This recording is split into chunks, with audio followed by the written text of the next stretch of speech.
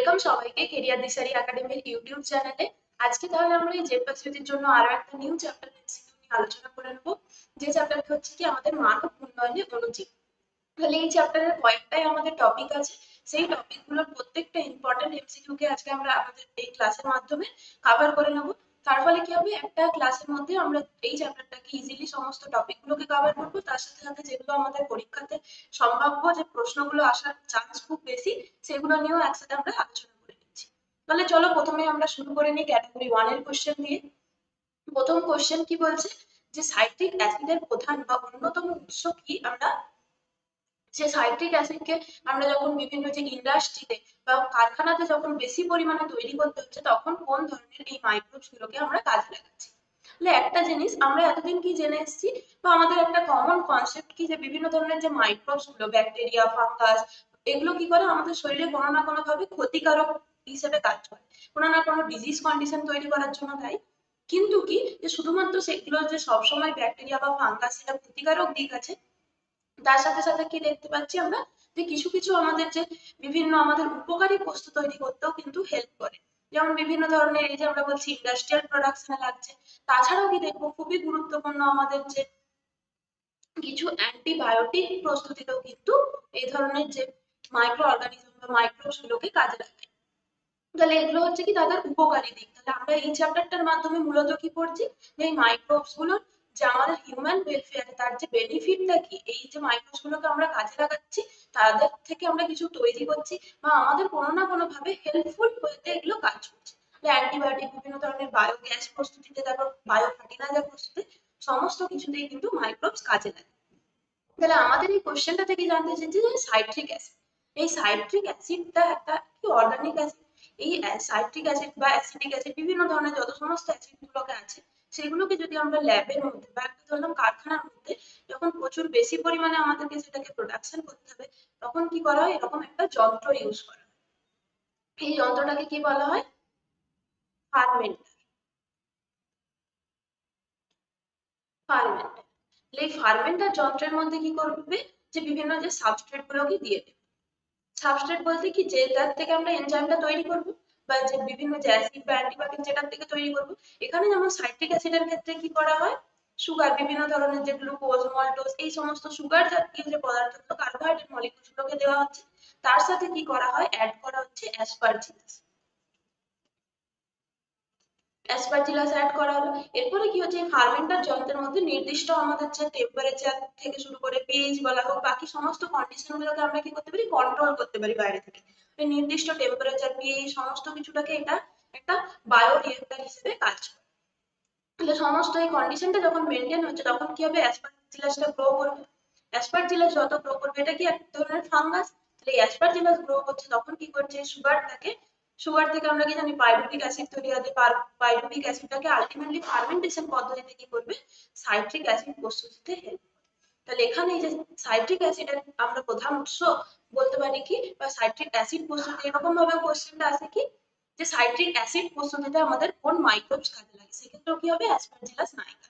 তাহলে এটা মনে রাখতে হবে কি, সবসময় এই ফার্মেন্টার, যখনই আমরা ইন্ডাস্ট্রিয়াল প্রোডাকশনের কথা বলবো, তখন যে যন্ত্রটা লাগে সেটা হচ্ছে কি ফার্মেন্টার।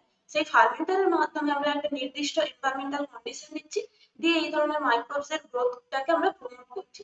যখনই এগুলোর গ্রোথ হচ্ছে, তারা কি করবে, ফার্মেন্টেশন করবে, সুগারটা ফার্মেন্টেশনের মাধ্যমে কি করবে, সাইট্রিক অ্যাসিড প্রস্তুতি করছে। তাহলে এটা আমরা জানলাম কি সাইট্রিক অ্যাসিডের জন্য অ্যাসপারজিলাস লাগছে।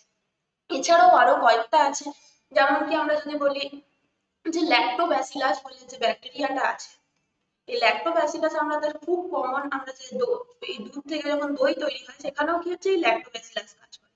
এই ল্যাক্টোব্যাসিলাস কি করে, ল্যাকটিক অ্যাসিড প্রস্তুতিতে হেল্প করে। তাহলে আমরা যদি বলি ইন্ডাস্ট্রিয়াল প্রোডাকশন, ল্যাকটিক অ্যাসিড আর ইন্ডাস্ট্রিয়াল প্রোডাকশন কোথা থেকে হবে, এরকম ভাবে ল্যাক্টোব্যাসিলাস কে কাজে লাগানো হবে।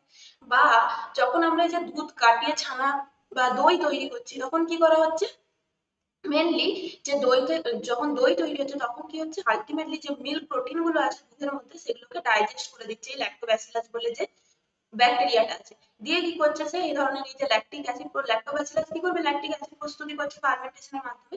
দিয়ে প্রচুর পরিমাণে এই দুধের মধ্যে যখন ল্যাক্টোব্যাসিলাসের পরিমাণটা বেড়ে গেল, সে কি করছে, সেটাকে দুধটা দইয়ে পরিণত হয়ে যাচ্ছে। মিল্ক প্রোটিন গুলো যেগুলো আছে, সেগুলো ডাইজেস্ট হয়ে যাচ্ছে এই ল্যাকটিক অ্যাসিডের মাধ্যমে। তাহলে এটা কাজ করে। ইন্ডাস্ট্রিয়াল প্রোডাকশন যদি বলা হয় যে ল্যাকটিক অ্যাসিডের ইন্ডাস্ট্রিয়াল প্রোডাকশনে কোন ব্যাকটেরিয়া কাজে লাগে, তাহলে সেটা কি হবে? ল্যাক্টোব্যাসিলাস। সেম ভাবে যদি বলা হয় যে আমাদের এটা কি অ্যাসিটিক অ্যাসিড, এটাও খুব কমন একটা অ্যাসিড। অ্যাসিটিক অ্যাসিড প্রস্তুতিতে কি লাগে? তখন কি হবে? অ্যাসিডোব্যাক্টার অ্যাসিটি, অ্যাসিডোব্যাক্টার অ্যাসিটি। এগুলো খুব কমন কোশ্চেন, এগুলো কিন্তু আমাদেরকে মনে রাখতে হবে। অ্যাসিডোব্যাক্টার অ্যাসিটি, এই যে মাইক্রো অর্গানিজমটা আছে সেটা কি করে? অ্যাসিটিক অ্যাসিড প্রস্তুতিতে হেল্প করে। সেম ভাবে হচ্ছে কি আমাদের বিউটাইলিক অ্যাসিড আছে, এরকম কমন কয়েকটা নাম আমাদেরকে যেমন মনে রাখতে হবে। এগুলো থেকে কোশ্চেন আসে। ল্যাক্টোব্যাসিলাসের আরেকটা নাম মনে রাখতে হবে কি? ল্যাব ব্যাকটেরিয়া বলা হয়, ল্যাকটিক অ্যাসিড ব্যাকটেরিয়া বা ল্যাব বলা হয় শর্ট। এই অ্যাসিডোব্যাক্টার হলো। এরপর হচ্ছে বিউটাইলিক অ্যাসিড প্রস্তুতিতে যেটা লাগে সেটা হচ্ছে কি ক্লস্ট্রিডিয়ামের একটা স্পিসিস। আমরা আগে পড়েছিলাম কি যে ক্লস্ট্রিডিয়াম যেটা টিটেনিয়া আছে সেটা কি করে আমাদের টিটেনাস রোগের জন্য দায়ী। কিন্তু এই ক্লস্ট্রিডিয়ামের আমরা যদি বলি উপকারী দিক কি, ক্লস্ট্রিডিয়াম একটা আছে বিউটাইলিজম, বিউটাইলিজম বলে, বিউটাইলিজম। এই যে ব্যাকটেরিয়াটা আছে সে কি করে? বিউটাইলিক অ্যাসিড প্রস্তুতিতে হেল্প করে। তাহলে এই তিনটে কোশ্চেন আমরা এখানে দেখে নিলাম। আগে কি দেখলাম? Citric acid. তাহলে এগুলো সমস্তই হচ্ছে কি ইন্ডাস্ট্রিয়াল প্রোডাকশন বা শিল্পের জন্য আমরা যখন কারখানাতে প্রস্তুতি করছি তখন এগুলো কাজে লাগছে। নেক্সট কোশ্চেন দেখে নিই কি বলছে। 2 নম্বর কোশ্চেন, যে বস্তুর উৎপাদনে ইস্ট ব্যবহৃত হয় তা। তাহলে ইস্ট হচ্ছে কি সেম, এটা একটা আমাদের যে ইউনিসেলুলার ফাঙ্গাস। তাহলে ইস্টের ক্ষেত্রেও মনে রাখতে হবে কি, অনেক সময় বলা হয় একটি ইউনিসেলুলার ফাঙ্গাসের নাম কি, সেটারও অ্যান্সার হবে ইউনিসেলুলার, ইউনিসেলুলার ফাঙ্গাই, সেটা হচ্ছে কি ইস্ট। ইস্টেরই সায়েন্টিফিক নেম হচ্ছে স্যাক্কারোমাইসিস, স্যাক্কারোমাইসিস সেরিবেসি।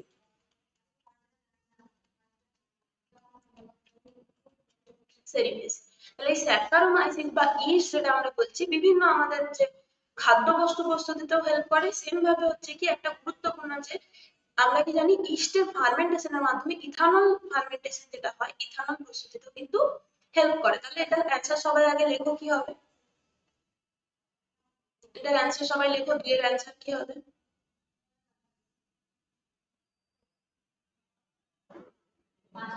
এই স্যাক্কারোমাইসিস যেটা আমরা বলছি, আমরা আগে পড়েছিলাম কি যেটা আমাদের রেসপিরেশন চ্যাপ্টারে, যে যখন অ্যানারোবিক কন্ডিশনে কি হয়? ফার্মেন্টেশন বা সন্ধান প্রক্রিয়া। সেম ভাবে এখানেও সেই প্রক্রিয়াটাই কাজে লাগে। এই স্যাক্কারোমাইসিস বা ইস্ট কি করবে? সে তখন কি করছে যে সুগার বা সুগার থেকে আলটিমেটলি গ্লাইকোলাইসিসের মাধ্যমে আমরা কি জানি পাইরুভিক অ্যাসিড তৈরি হয়। সেই পাইরুভিক অ্যাসিডকে কি করা হয়? দুটো পদ্ধতি একটা দেখেছিলাম, একটা হচ্ছে কি ল্যাকটিক অ্যাসিড ফার্মেন্টেশন, একটা হচ্ছে ইথানল ফার্মেন্টেশন। তাহলে এই পাইরুভিক অ্যাসিডের বা এটা আলটিমেটলি সোর্সটা হচ্ছে কি কার্বোহাইড্রেট বা সুগার মলিকুল থেকে। সেটার ভাঙ্গনের ফলে যেটা তৈরি হচ্ছে পাইরুভিক অ্যাসিড, সেটার ফার্মেন্টেশন করবে কি যখন অ্যানারোবিক কন্ডিশনে ফার্মেন্টেশন বা সন্ধান প্রক্রিয়া হয়, কি তৈরি হয়? ইথানল প্রস্তুতি হয়। এটা অলরেডি আমরা আগে ডিসকাশন করেছি। আর কি হয়? কার্বন ডাই অক্সাইড গ্যাস প্রস্তুতি হয়।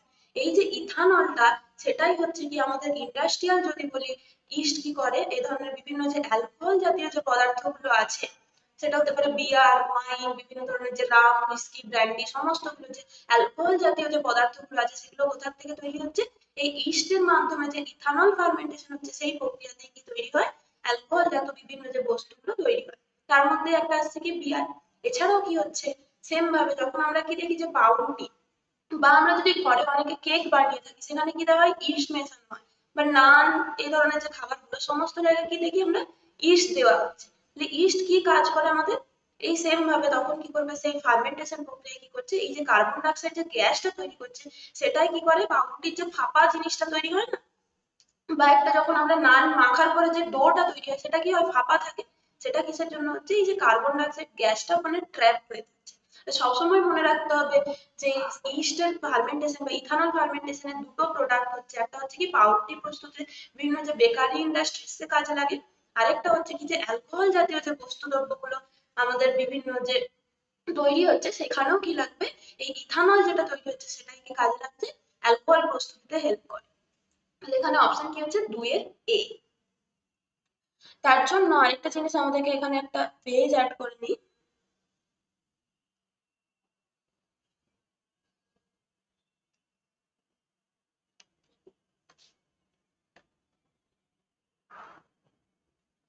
একটা নিউ স্লাইড অ্যাড করে নিই।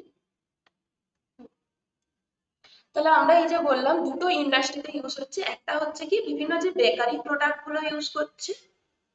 বেকারি প্রোডাক্ট বলতে কি বিভিন্ন ধরনের যে পাউরুটি বা কেক এই ধরনের যে বেকারি ইন্ডাস্ট্রিতে যখন ইস্ট কাজে লাগছে, বেকারি যে প্রোডাক্ট গুলো তৈরির জন্য, তার জন্য হচ্ছে কি ইস্টেরই আমরা দুটো নাম দেব। এটাও অনেক সময় আসে যে বেকারস ইস্ট আর একটা হচ্ছে কি ব্রিউয়ার্স ইস্ট। বেকারি ইন্ডাস্ট্রিতে বিভিন্ন ধরনের যে পাউরুটি বা কেক জাতীয় যে বস্তুগুলো তৈরিতে কাজে লাগছে, তার জন্য তাকে কি বলা হয়, বেকারস ইস্ট। আর কি হচ্ছে, আর বিভিন্ন ধরনের যে অ্যালকোহল ইন্ডাস্ট্রিতে ইউজ হয়, তার জন্য তার নাম হচ্ছে কি ব্রিউয়ার্স ইস্ট। তাহলে এই দুটো আমাদের আশা করছি ক্লিয়ার। কেন বলা হচ্ছে, একই জিনিস স্যাক্রোমাইসিসেরই দুটো নাম, দুটো বিভিন্ন জায়গায় এটা কাজ করছে, তার জন্য দুটো নাম হচ্ছে কি বেকারস ইস্ট আর ব্রিউয়ার্স ইস্ট। এরপর আমরা একটা জিনিস কি দেখলাম, যে বিভিন্ন ধরনের যে অ্যালকোহল জাতীয় প্রোডাক্ট গুলো তৈরি হয়, সেটাও কোথায় হবে, ওই ফার্মেন্টারের মধ্যেই তৈরি হচ্ছে। ফার্মেন্টারের মধ্যে আমরা কি করলাম, ইস্টকে দিয়ে দিলাম, ইস্ট ফার্মেন্টেশন হচ্ছে, দিয়ে কি করছে, সেখান থেকে ইথানলটা প্রস্তুতি হচ্ছে, ইথানলটাই আলটিমেটলি বিভিন্ন ধরনের যে অ্যালকোহলিক প্রোডাক্ট গুলো তৈরি করবে। তাহলে এটার আবার দুটো ভাগ, একটা হয় কি উইদাউট ডিস্টিলাইজেশন, একটা হচ্ছে ডিস্টিলাইজেশন করে, তার প্রোডাক্ট অনুযায়ী আলাদা আলাদা নাম। ডিস্টিলাইজেশন আর একটা হবে উইথ ডিস্টিলাইজেশন। তাহলে সেগুলো হচ্ছে কি, এই যে ডিস্টিলাইজেশন প্রসেসটা আমাদের কি জানতে হবে। একটা আমরা কি করলাম, ফার্মেন্টারের মধ্যে ইস্টকে দিয়ে দিলাম, ফার্মেন্টেশন প্রক্রিয়া হলো, ইথানল আর কার্বন ডাইঅক্সাইড তৈরি হলো। এরপরে আমরা যেটা পাচ্ছি সেটা হচ্ছে কি উইদাউট ডিস্টিলাইজেশন, মানে হচ্ছে নেট প্রোডাক্টটা ফার্মেন্টেশনের পরে যেটা প্রোডাক্টটা পাচ্ছি, কোনো প্রকার ওটাতে আমরা কিছু করিনি, যেটা শুধুমাত্র ফার্মেন্টেশনের প্রোডাক্ট, সেটা হচ্ছে কি উইদাউট ডিস্টিলাইজেশন। এটা হচ্ছে কি মনে রাখতে হবে, ওয়াইন, বিয়ার এগুলো হচ্ছে এই ধরনের যে অ্যালকোহল জাতীয় যে প্রোডাক্ট গুলো, সেগুলো হচ্ছে উইদাউট ডিস্টিলাইজেশন। কিন্তু যখনই এই প্রোডাক্ট গুলোকে আমরা কি করছি, হায়ার টেম্পারেচারে সেটাকে আমরা ফুটিয়ে দিচ্ছি বলতে পারি, একটা হায়ার টেম্পারেচারে সেটাকে র প্রোডাক্ট তৈরি করা হচ্ছে। মানে কি বেশিরভাগ যেগুলো আমাদের যে ওয়াটারটা থাকছে, বাকি মলিকুলস গুলো সমস্তটা কি হয়ে যাচ্ছে, ভেপার হয়ে যাচ্ছে। মেইন যে অ্যালকোহল, কনসেন্ট্রেটেড অ্যালকোহল যে প্রোডাক্ট গুলো থাকছে আফটার ডিস্টিলাইজেশন, সেগুলো হচ্ছে কি হুইস্কি, রাম, ব্র্যান্ডি এই সমস্ত। তাহলে এটাও কোশ্চেন আসে, নিটে কোশ্চেন আসে সাধারণত, যে পাশে খুব একটা আসেনি, কিন্তু আসার এবছর আসতেই পারে, কোনো বছর আসেনি মানে। তাহলে এটা মনে রাখতে হবে, উইদাউট ডিস্টিলাইজেশন মানে কি, সেটা শুধুমাত্র আফটার ফার্মেন্টেশন প্রক্রিয়া যেটা আমরা পাচ্ছি নেট প্রোডাক্ট, সেটাই হচ্ছে উইদাউট ডিস্টিলাইজেশন। সেটাকে যদি আমরা আবার প্রক্রিয়াজাত করি, সেটাকে আবার টেম্পারেচার দিয়ে সেটাকে আমরা কনসেন্ট্রেটেড বানাই, তখন সেটা হবে কি এই যে প্রোডাক্ট গুলো পাচ্ছি হুইস্কি, রাম, ব্র্যান্ডি এই সমস্ত। এটা হলো তাহলে দুয়ের কোশ্চেনটা আমাদের কমপ্লিট হলো। নেক্সট আমরা তিনের কোশ্চেন দেখে নিই, কি বলছে, যে ল্যাকটিক অ্যাসিড ব্যাকটেরিয়া বা ল্যাব ব্যাকটেরিয়া দুধকে দইতে পরিণত করে। তাহলে অলরেডি আমরা বললাম কি ল্যাব ব্যাকটেরিয়া কোনগুলো, যেগুলো হচ্ছে ল্যাক্টোব্যাসিলাস এই ধরনের যে ব্যাকটেরিয়া গুলো আছে, তারা কি করে, দুধের যে মিল্ক প্রোটিনটাকে ভেঙে দেয়।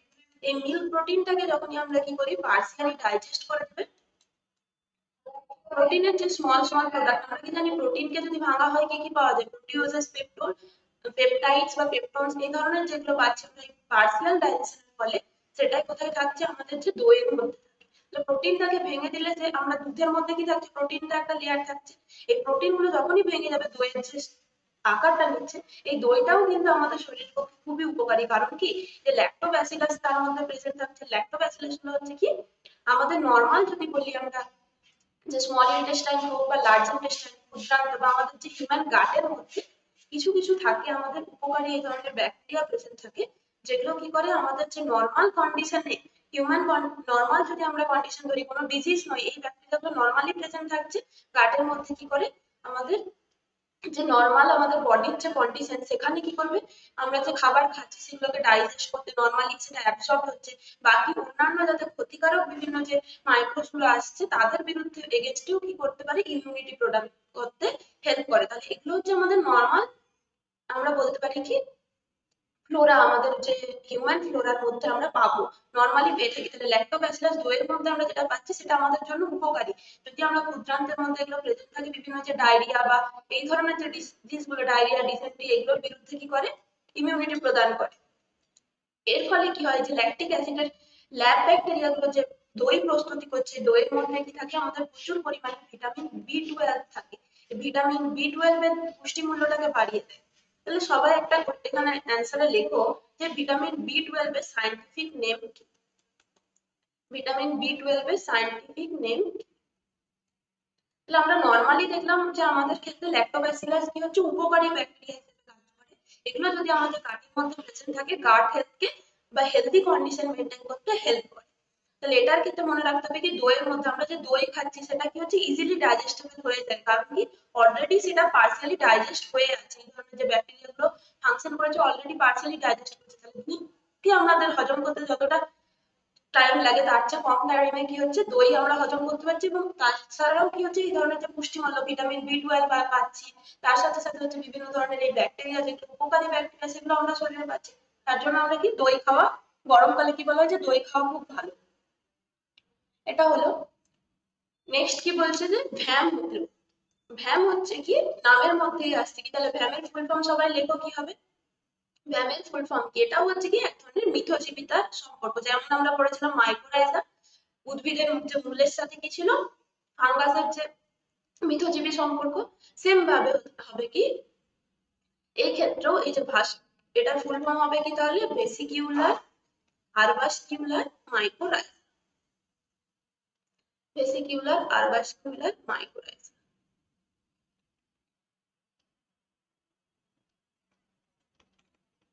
মাইক্রোরাইজা, তাহলে মাইক্রোরাইজার মধ্যে আছে কি এটা ছত্রাক অবশ্যই থাকবে, যেখানে ফাঞ্জাইয়ের সাথে উদ্ভিদের মূলের সহাবস্থান বলতে পারি, মিথজীবী সহাবস্থান। তাহলে এটা হচ্ছে একটা পার্টিকুলার স্পেসিফিক টাইপ বলতে পারি, বা স্পেশাল টাইপ, আলটিমেটলি সেটাও হচ্ছে কি মাইক্রোরাইজা। তাহলে এটা কি হবে মিথজীবী ছত্রাক। মিথজীবী ছত্রাক। তাহলে এই ভেসিকিউলার আরবাসকিউলার মাইক্রোরাইজা ভ্যাম কাদের ক্ষেত্রে পাওয়া যায়, এটাও কোশ্চেন একটা।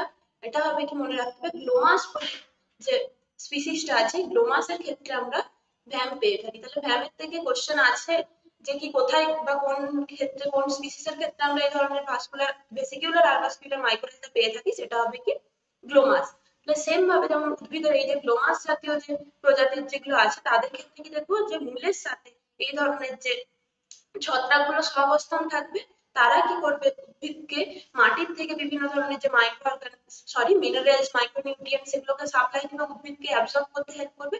তার পরিবর্তে সে কি পাবে, তার যে মূলে সে বসবাস করতে পারবে, সেখান থেকে তার যে খাদ্যদ্রব্য ছত্রাকটা কি করছে, সেখান থেকে তার যে ফুড ম্যাটেরিয়াল সমস্ত কিছু সংগ্রহ করছে। এই জন্য এটাকে আমরা বলছি কি সিম্বায়োটিক রিলেশনশিপ বা মিথজীবী সম্পর্ক। তাহলে এটাও একটা খুব ইম্পর্টেন্ট কোশ্চেন, এটা মনে রাখতে হবে। নেক্সট তাহলে আমরা 5 নাম্বার কোশ্চেন দেখি। তাহলে 5 নাম্বার কোশ্চেনটা আমাদের কি বলেছে, সবাই অ্যান্সার লেখো আগে, 5এর কোশ্চেনের অ্যান্সার কি হবে। 5এর কোশ্চেনের অ্যান্সার সবাই লেখো। বায়ো ফার্টিলাইজার মানে কি কথাটার মধ্যেই আসছে কোনো না কোনো আমরা বায়োলজিক্যাল প্রোডাক্টকে ইউজ করবো, সেটা হতে পারে বিভিন্ন যে মাইক্রো অর্গানিজমকে কাজে লাগাচ্ছি ডিরেক্টলি, তারাই কি করছে আমাদের যে মাটির উর্বরতা বৃদ্ধি করতে হেল্প করে। এই ধরনের ফার্টিলাইজার গুলো আমরা কি জন্য ইউজ করি, ইউরিয়া বা বিভিন্ন ধরনের যে রাসায়নিক সার যেগুলো আমরা কেমিক্যাল ফার্টিলাইজার হিসেবে ইউজ করি, সেগুলো কি হচ্ছে মাটির যে উর্বরতা শক্তিকে বাড়ায়, মাটির মধ্যে বিভিন্ন যে মিনারেলস নিউট্রিয়েন্টস সেগুলোর পরিমাণটাকে বাড়াতে হেল্প করে। সেই রকমই কি হচ্ছে সেম ফাংশন কে করবে কোনো না কোনো বায়োলজিক্যাল প্রোডাক্ট, যখন সেই কাজটা করছে তাকে আমরা বলছি কি বায়ো ফার্টিলাইজার, কোনো না কোনো অর্গানিজম কাজ করছে। তাহলে কোনটা বলেছে বায়ো ফার্টিলাইজার নয়। তাহলে কি হবে, বায়ো ফার্টিলাইজার মানে কি আমাদের মাটির মধ্যে নাইট্রোজেন সংবন্ধন করতে হবে, মাটির মধ্যে আলাদা আলাদা বিভিন্ন যে মিনারেলস গুলো আছে, সেটা হতে পারে ফসফরাস, হতে পারে আরো যত সমস্ত মিনারেল নিউট্রিয়েন্টস আছে সেগুলো যাতে মাটির মধ্যে বেশি পরিমাণে প্রেজেন্ট থাকে। এনভায়রনমেন্টাল নাইট্রোজেনকে যারা ফিক্সেশন করছে তারাও তাহলে আলটিমেটলি কি হবে বায়ো ফার্টিলাইজার হিসেবে কাজ করবে। তাহলে আর কিছুই না, যেগুলো আমাদের নাইট্রোজেন ফিক্সার হিসেবে কাজ করে সেগুলোই দেখবো আমরা মূলত যে উদ্ভিদের বা মাটির ক্ষেত্রে যে উর্বরতা শক্তিকে বৃদ্ধি করতে হেল্প করবে। তাহলে সেটা কোনটা কোনটা হবে, এক হবে কি রাইজোবিয়াম আমাদের বায়ো ফার্টিলাইজার হিসেবে কাজ করবে, কারণ কি বিভিন্ন যে অর্বুদ জাতীয় উদ্ভিদ বা লেগুমিনাস প্ল্যান্ট আছে তাদের ক্ষেত্রে কি দেখি আমরা এই যে রাইজোবিয়ামটা প্রেজেন্ট থাকে, তারা কি করবে ডিরেক্টলি যে এনভায়রনমেন্টাল নাইট্রোজেনকে ফিক্সেশন করতে পারে মাটির মধ্যে, দিয়ে সেটাকে কি করবে উদ্ভিদ সেটাকে সোর্স হিসেবে কাজে লাগাতে পারে। সেম ভাবে যেগুলো হচ্ছে আমাদের যে মাইক্রোরাইজাও সেম কাজ করছে, মাইক্রোরাইজাও কি থাকবে উদ্ভিদের মূলের মধ্যে প্রেজেন্ট থাকছে, অলরেডি বললাম। সেটা কি করবে বিভিন্ন মিনারেল নিউট্রিয়েন্টস গুলোকে মাটির মধ্যে স্টোর করছে, এনভায়রনমেন্টাল কিছু কিছু যে নাইট্রোজেন ফিক্সেশনে কাজ করতে পারে। তাছাড়া হবে কি নস্টক অ্যানাবিনা এগুলো কি করে নাইট্রোজেন ফিক্সার হিসেবে কাজ করে। তাহলে এখানে আমরা দেখছি কি এ বি সি এগুলো সমস্তটাই আমরা দেখলাম আলটিমেটলি কোনো না কোনো ভাবে যে মাটির মধ্যে এই মিনারেল নিউট্রিয়েন্টস এর পরিমাণটাকে বাড়াচ্ছে। তাহলে এগুলো সমস্তই কি হবে বায়ো ফার্টিলাইজার। কিন্তু কোনটি বায়ো ফার্টিলাইজার নয়। এটা হবে কি অপশন ডিটাই তাহলে আমরা একমাত্র পাচ্ছি। কারণ কি এই নামটা আমরা অলরেডি আমরা শুনেছি কোথায়, যে বায়োটেকনোলজির যে চ্যাপ্টার সেখানে এই কোশ্চেনটা প্রায়ই আসে, অ্যাগ্রোব্যাকটেরিয়াম টিউমিফিসেন্স। এটা আমাদের কোথায় লাগে, যে জেনেটিক্যাল ইঞ্জিনিয়ারিং এর ক্ষেত্রে প্লাজমিড ভেক্টর আমরা যে ইউজ করি সেটা কোথা থেকে পাই, এই অ্যাগ্রোব্যাকটেরিয়াম থেকেই পেয়ে থাকি। অ্যাগ্রোব্যাকটেরিয়াম টিউমিফিসেন্স যেটা প্রেজেন্ট আছে তাদের ক্ষেত্রে কি থাকে, টিআই প্লাজমিড বলে যেটা থাকে বস্তুটা, সেই টিআই প্লাজমিড কি করে আমাদের যে বিভিন্ন যে যখনই আমরা জেনেটিক্যালি মডিফাইড করে কোনো না কোনো জিন ইনসার্ট করছি তার মধ্যে দিয়ে, সেটা কি করে প্ল্যান্ট সেলের মধ্যে ইনসার্ট করতে হেল্প করে, তাহলে এটা কোনো না কোনোভাবেই আমাদের কি করছে না, বায়ো ফার্টিলাইজার হিসেবে কাজ করে না। এটা আমাদের কোথায় লাগে, যে জেনেটিক্যাল ইঞ্জিনিয়ারিং এ বিভিন্ন ধরনের এই যে প্লাজমিড ভেক্টর হিসেবে কাজ করে। তাহলে অপশন ডিটাই আমাদের এখানে অ্যান্সার হচ্ছে। নেক্সট কোশ্চেনে যাই তাহলে। নেক্সট কি বলেছে, যে ব্যাসিলাস থুরিনজিয়েন্সিস যেটা হচ্ছে কি উৎপাদিত কীটনাশক হলো প্রোটিনযুক্ত কেরাস। তাহলে এই যে ব্যাসিলাস থুরিনজিয়েন্সিস এটাও আমরা কোথায় পেয়েছি, বায়োটেকনোলজি চ্যাপ্টারে। এটাকে আমরা শর্টে বলি কি বিটি। বিটি বিটি যে কটন বিটি, এটার থেকে মূলত এই যে ব্যাসিলাস থুরিনজিয়েন্সিস কি করে আমাদের যে বিটি টক্সিন প্রস্তুত করে। তার মধ্যে থেকে বিভিন্ন যেগুলো আমরা যে জেনেটিক্যাল মডিফাইড ক্রপ তৈরি করেছি সেটা হতে পারে কি বিটি কটন, বিটি ব্রিনজাল, বিটি টমেটো, সমস্তগুলোই কোথা থেকে পাচ্ছি, তার যে জিনটা বিটি টক্সিন প্রডিউসিং জিনটাই তাদের মধ্যে ইনসার্ট করা হয়েছে, সেগুলো হচ্ছে কি ব্যাসিলাস থুরিনজিয়েন্সিস থেকে পাচ্ছি। তাহলে ব্যাসিলাস থুরিনজিয়েন্সিস থেকে যে আমরা বিটি টক্সিন পাচ্ছি, সেই বিটি টক্সিনটার মধ্যে কি থাকে, এক ধরনের এই যে বিটি টক্সিন যে প্রডিউসিং জিনগুলো তারা কি করে ক্রাই প্রোটিন প্রস্তুত করে। এই ক্রাই প্রোটিনের কথাই আমাদেরকে এখানে বলেছে, যে প্রোটিন যুক্ত কেলাস। এই প্রোটিন যুক্ত কেলাস মানে আমাদের আলটিমেটলি কি বলতে চাইছে, ঘুরিয়ে ফিরিয়ে এই ক্রাই প্রোটিনেরই কি ফাংশন সেটাই জানতে চাইছে। এই ক্রাই প্রোটিনটাই কি করে, যে একটা টক্সিক এলিমেন্ট হিসেবে কাজ করে। এই বিটি যে বিভিন্ন যেগুলো আমরা বিটি প্ল্যান্ট তৈরি করেছি সেগুলো কি হচ্ছে আমাদের যে পেস্ট রেজিস্ট্যান্ট প্ল্যান্ট। তাহলে এই যে জিএমও ক্রপ যেগুলো আমরা বিটি ক্রপ বলছি সেগুলো আলটিমেটলি কি হচ্ছে, বিভিন্ন ধরনের যে ইনসেক্ট বলওয়ার্ম, তারপর হচ্ছে কি আমাদের যে ক্যাটারপিলার, এগুলোর বিরুদ্ধে কি করে গাছটাকে রক্ষা করে। তাহলে যখনই কি করবে এই বিটি টক্সিন প্রডিউসিং জিনটা উদ্ভিদের মধ্যে গেছে, তখন কি করবে, সে কি তৈরি করছে, ক্রাই প্রোটিন তৈরি করবে। এই ক্রাই প্রোটিনটা কি হবে, যখনই সেই কোনো একটা পতঙ্গ বা পেস্ট সে খাচ্ছে, তখন কি হবে তার যে মিড গার্ড বা তার যদি আমরা বলি যে ক্ষুদ্রান্তের মধ্যে গিয়ে বা অন্ত্রের মধ্যে গিয়ে সে কি করবে, তার যে এপিথেলিয়াল সেলগুলোকে এরকম পোর তৈরি করে দেবে, পোর তৈরি করে দেবে। এটা এতটাই টক্সিক এই যে ক্রাই প্রোটিনটা যখনই একটা পেস্ট বা একটা পতঙ্গ সেটাকে ইনজেস্ট করছে, তার কি করবে, তার যে অন্ত্রের মধ্যে গিয়ে এরকম সেটাকে পোর তৈরি করে দিচ্ছে। আর যখনই পোর তৈরি হবে বিভিন্ন যে এনজাইমস গুলো সমস্তটাই কি হচ্ছে বাইরে চলে আসছে। গাটের মধ্যে যে এনজাইমস গুলো ছিল তার একটা নির্দিষ্ট পিএইচ আছে, অ্যালকালাইন পিএইচ। সেই অ্যালকালাইন পিএইচ কন্ডিশনটা যদি পোরের মাধ্যমে রিলিজ হয়ে যাচ্ছে ডিরেক্টলি কোথায়, পেস্টের মধ্যে দিয়ে কি হচ্ছে, পেস্টটা মারা যাচ্ছে। এইভাবে কাজ করে। তাহলে মূলত কি মনে রাখতে হবে আমাদেরকে, যে ব্যাসিলাস থুরিনজিয়েন্সিস থেকে বিটি টক্সিন প্রস্তুতি হয়। এই বিটি টক্সিন যে প্রডিউসিং জিন সেটাই কি করে ক্রাই প্রোটিন তৈরি করে। এই ক্রাই প্রোটিন গুলো কি করবে, যখনই যে উদ্ভিদের কোনো একটা অংশ সেই পতঙ্গটা, সেটা হতে পারে বলওয়ার্ম যে কোনো কিছু, যখনই ইনজেস্ট করলো তাদের শরীরে গিয়ে সেটা তাদের যে অন্ত্রের মধ্যে গিয়ে এরকম কি করবে, এপিথেলিয়াল সেল লেয়ারটাকে নষ্ট করে দিচ্ছে, স্মল পোর তৈরি করে দেবে। যখনই পোর তৈরি হচ্ছে বিভিন্ন যে ডাইজেস্টিভ এনজাইমস গুলো, পতঙ্গদের ক্ষেত্রেও এনজাইমস বেরোতে হবে, সেগুলো কি হচ্ছে ডাইজেস্টিভ ট্র্যাক্ট থেকে বাইরে চলে আসছে। তারপরে কি হবে, পতঙ্গটা সে মারা যাবে। সেই যে কন্ডিশন, সেই অ্যালকালাইন যে এনজাইমস গুলো আছে সেগুলো প্ল্যান্ট মানে পেস্টের বাকি সেলগুলো সেটাকে সহ্য করতে পারবে না, তার ফলে কি হবে, পেস্টটা মারা যাবে। এইভাবে কাজ করছে। তার জন্য মনে রাখতে হবে যে বিটি টক্সিনটা, তার ফলে আমরা জেনেটিক্যাল ইঞ্জিনিয়ারিং এর মাধ্যমে কি করি, পেস্ট রেজিস্ট্যান্ট প্ল্যান্ট তৈরি করতে হেল্প করে। নেক্সট তাহলে আমরা সাথে কোশ্চেনে যাই। সাথে কোশ্চেন কি বলছে, যে কোনটি বায়ো পেস্টিসাইড হিসেবে সর্বাধিক ব্যবহৃত হয়।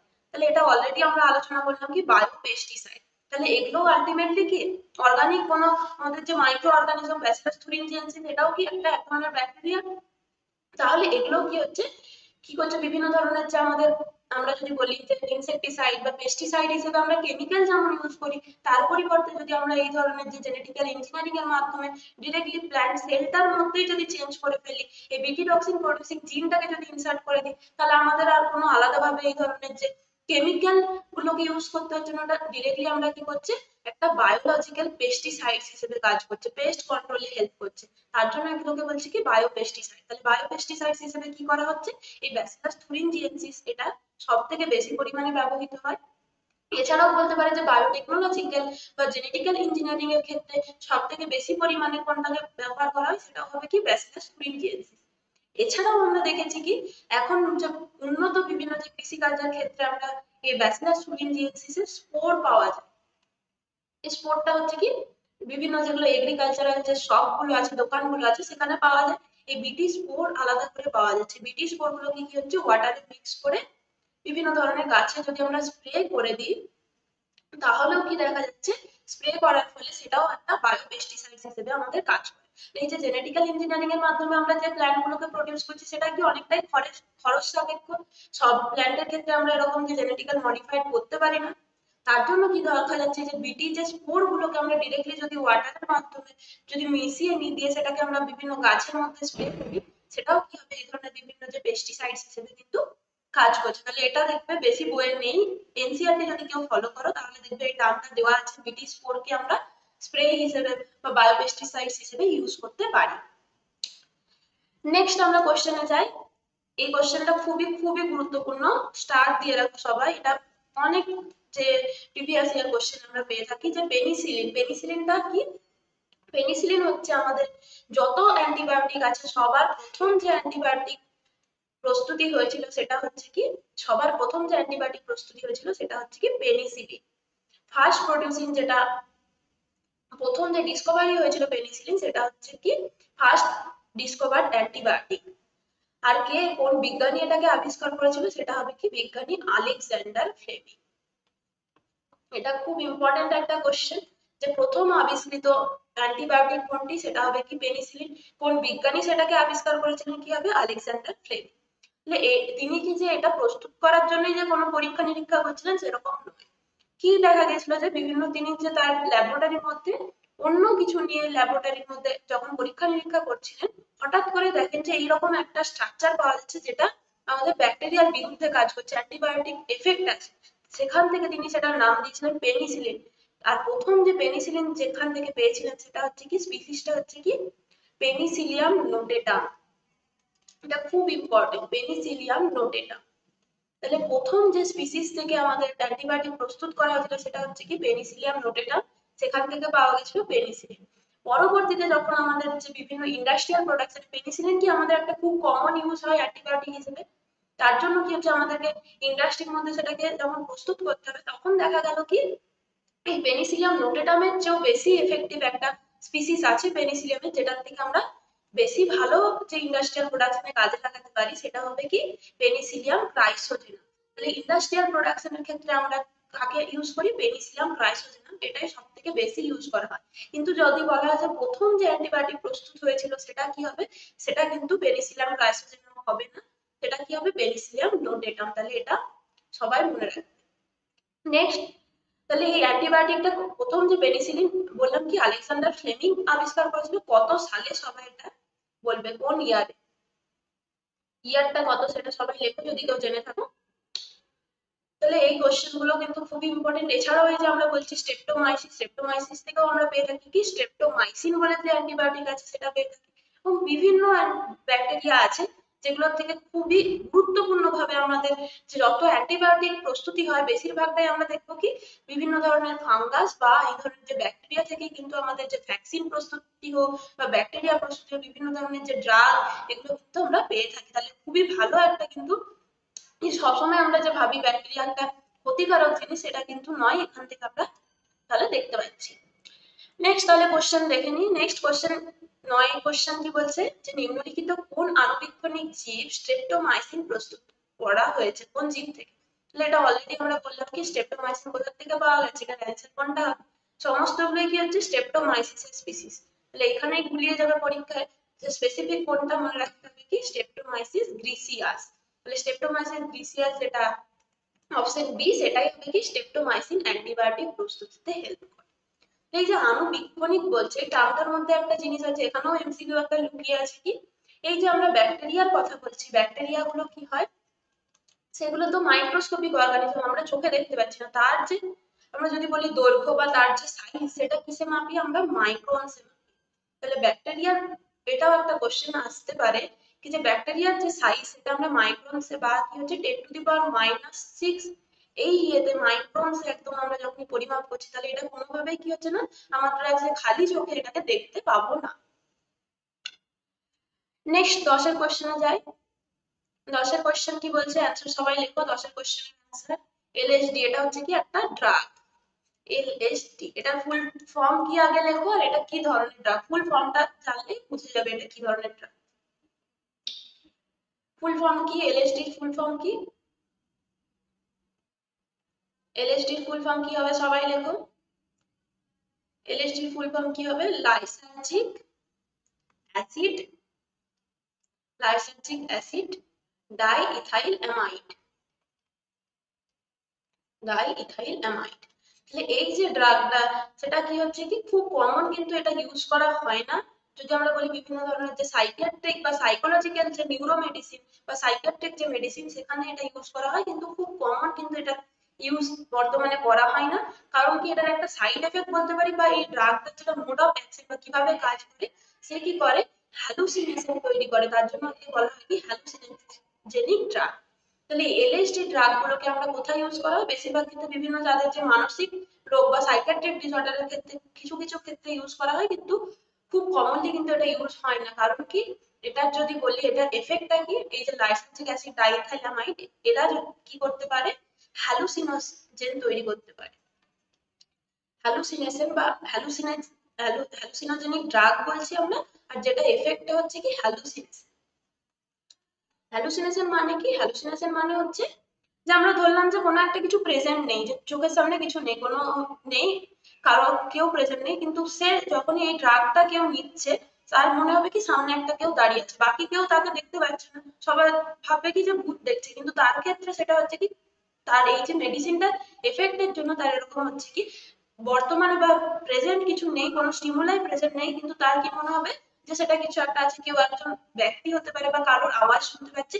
এই ধরনের যে এফেক্টস গুলো থাকে বলা হচ্ছে কি হ্যালুসিনেশন। তাহলে এই যে ড্রাগ গুলো হ্যালুসিনোজেনিক বা এলএসডি ড্রাগের ক্ষেত্রে এই ধরনের কন্ডিশন তৈরি হয়, যে কেউ প্রেজেন্ট নেই বা কোনো এক্সটার্নাল স্টিমুলাই নেই, কিন্তু তবুও আমাদের মনে হবে কি যে সেটা প্রেজেন্ট আছে, কারোর আওয়াজ শুনতে পাচ্ছি বা কাউকে দেখতে পাচ্ছি। এই ধরনের এফেক্ট কিন্তু এই ড্রাগ গুলো ইউজ হলে দেখা যেতে পারে।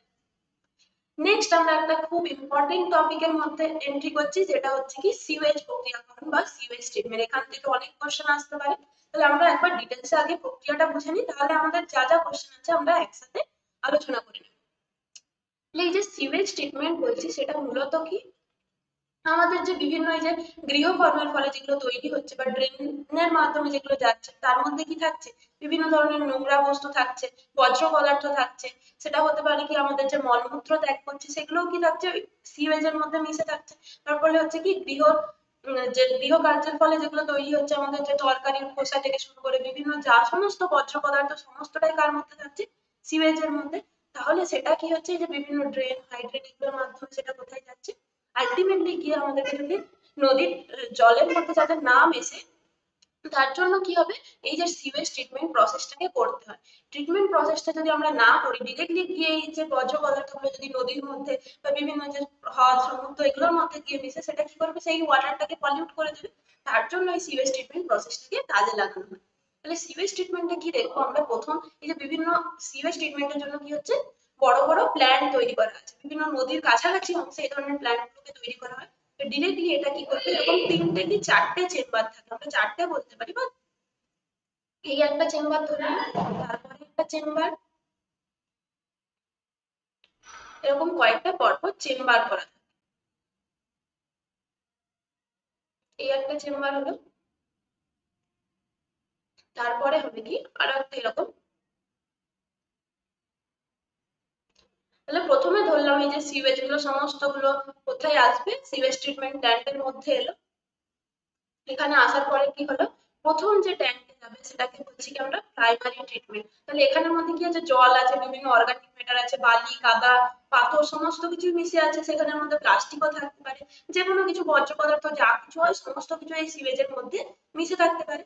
এই সিওয়েজটা যখন এসে পৌঁছালো ট্রিটমেন্ট প্ল্যান্টে, প্রথম যে ট্যাঙ্কে পাঠানো হচ্ছে তাকে বলা হচ্ছে কি প্রাইমারি ট্রিটমেন্ট ট্যাঙ্ক, প্রাইমারি বা প্রাথমিক প্রক্রিয়াকরণ ট্যাঙ্ক, প্রাইমারি ট্রিটমেন্ট ট্যাঙ্ক।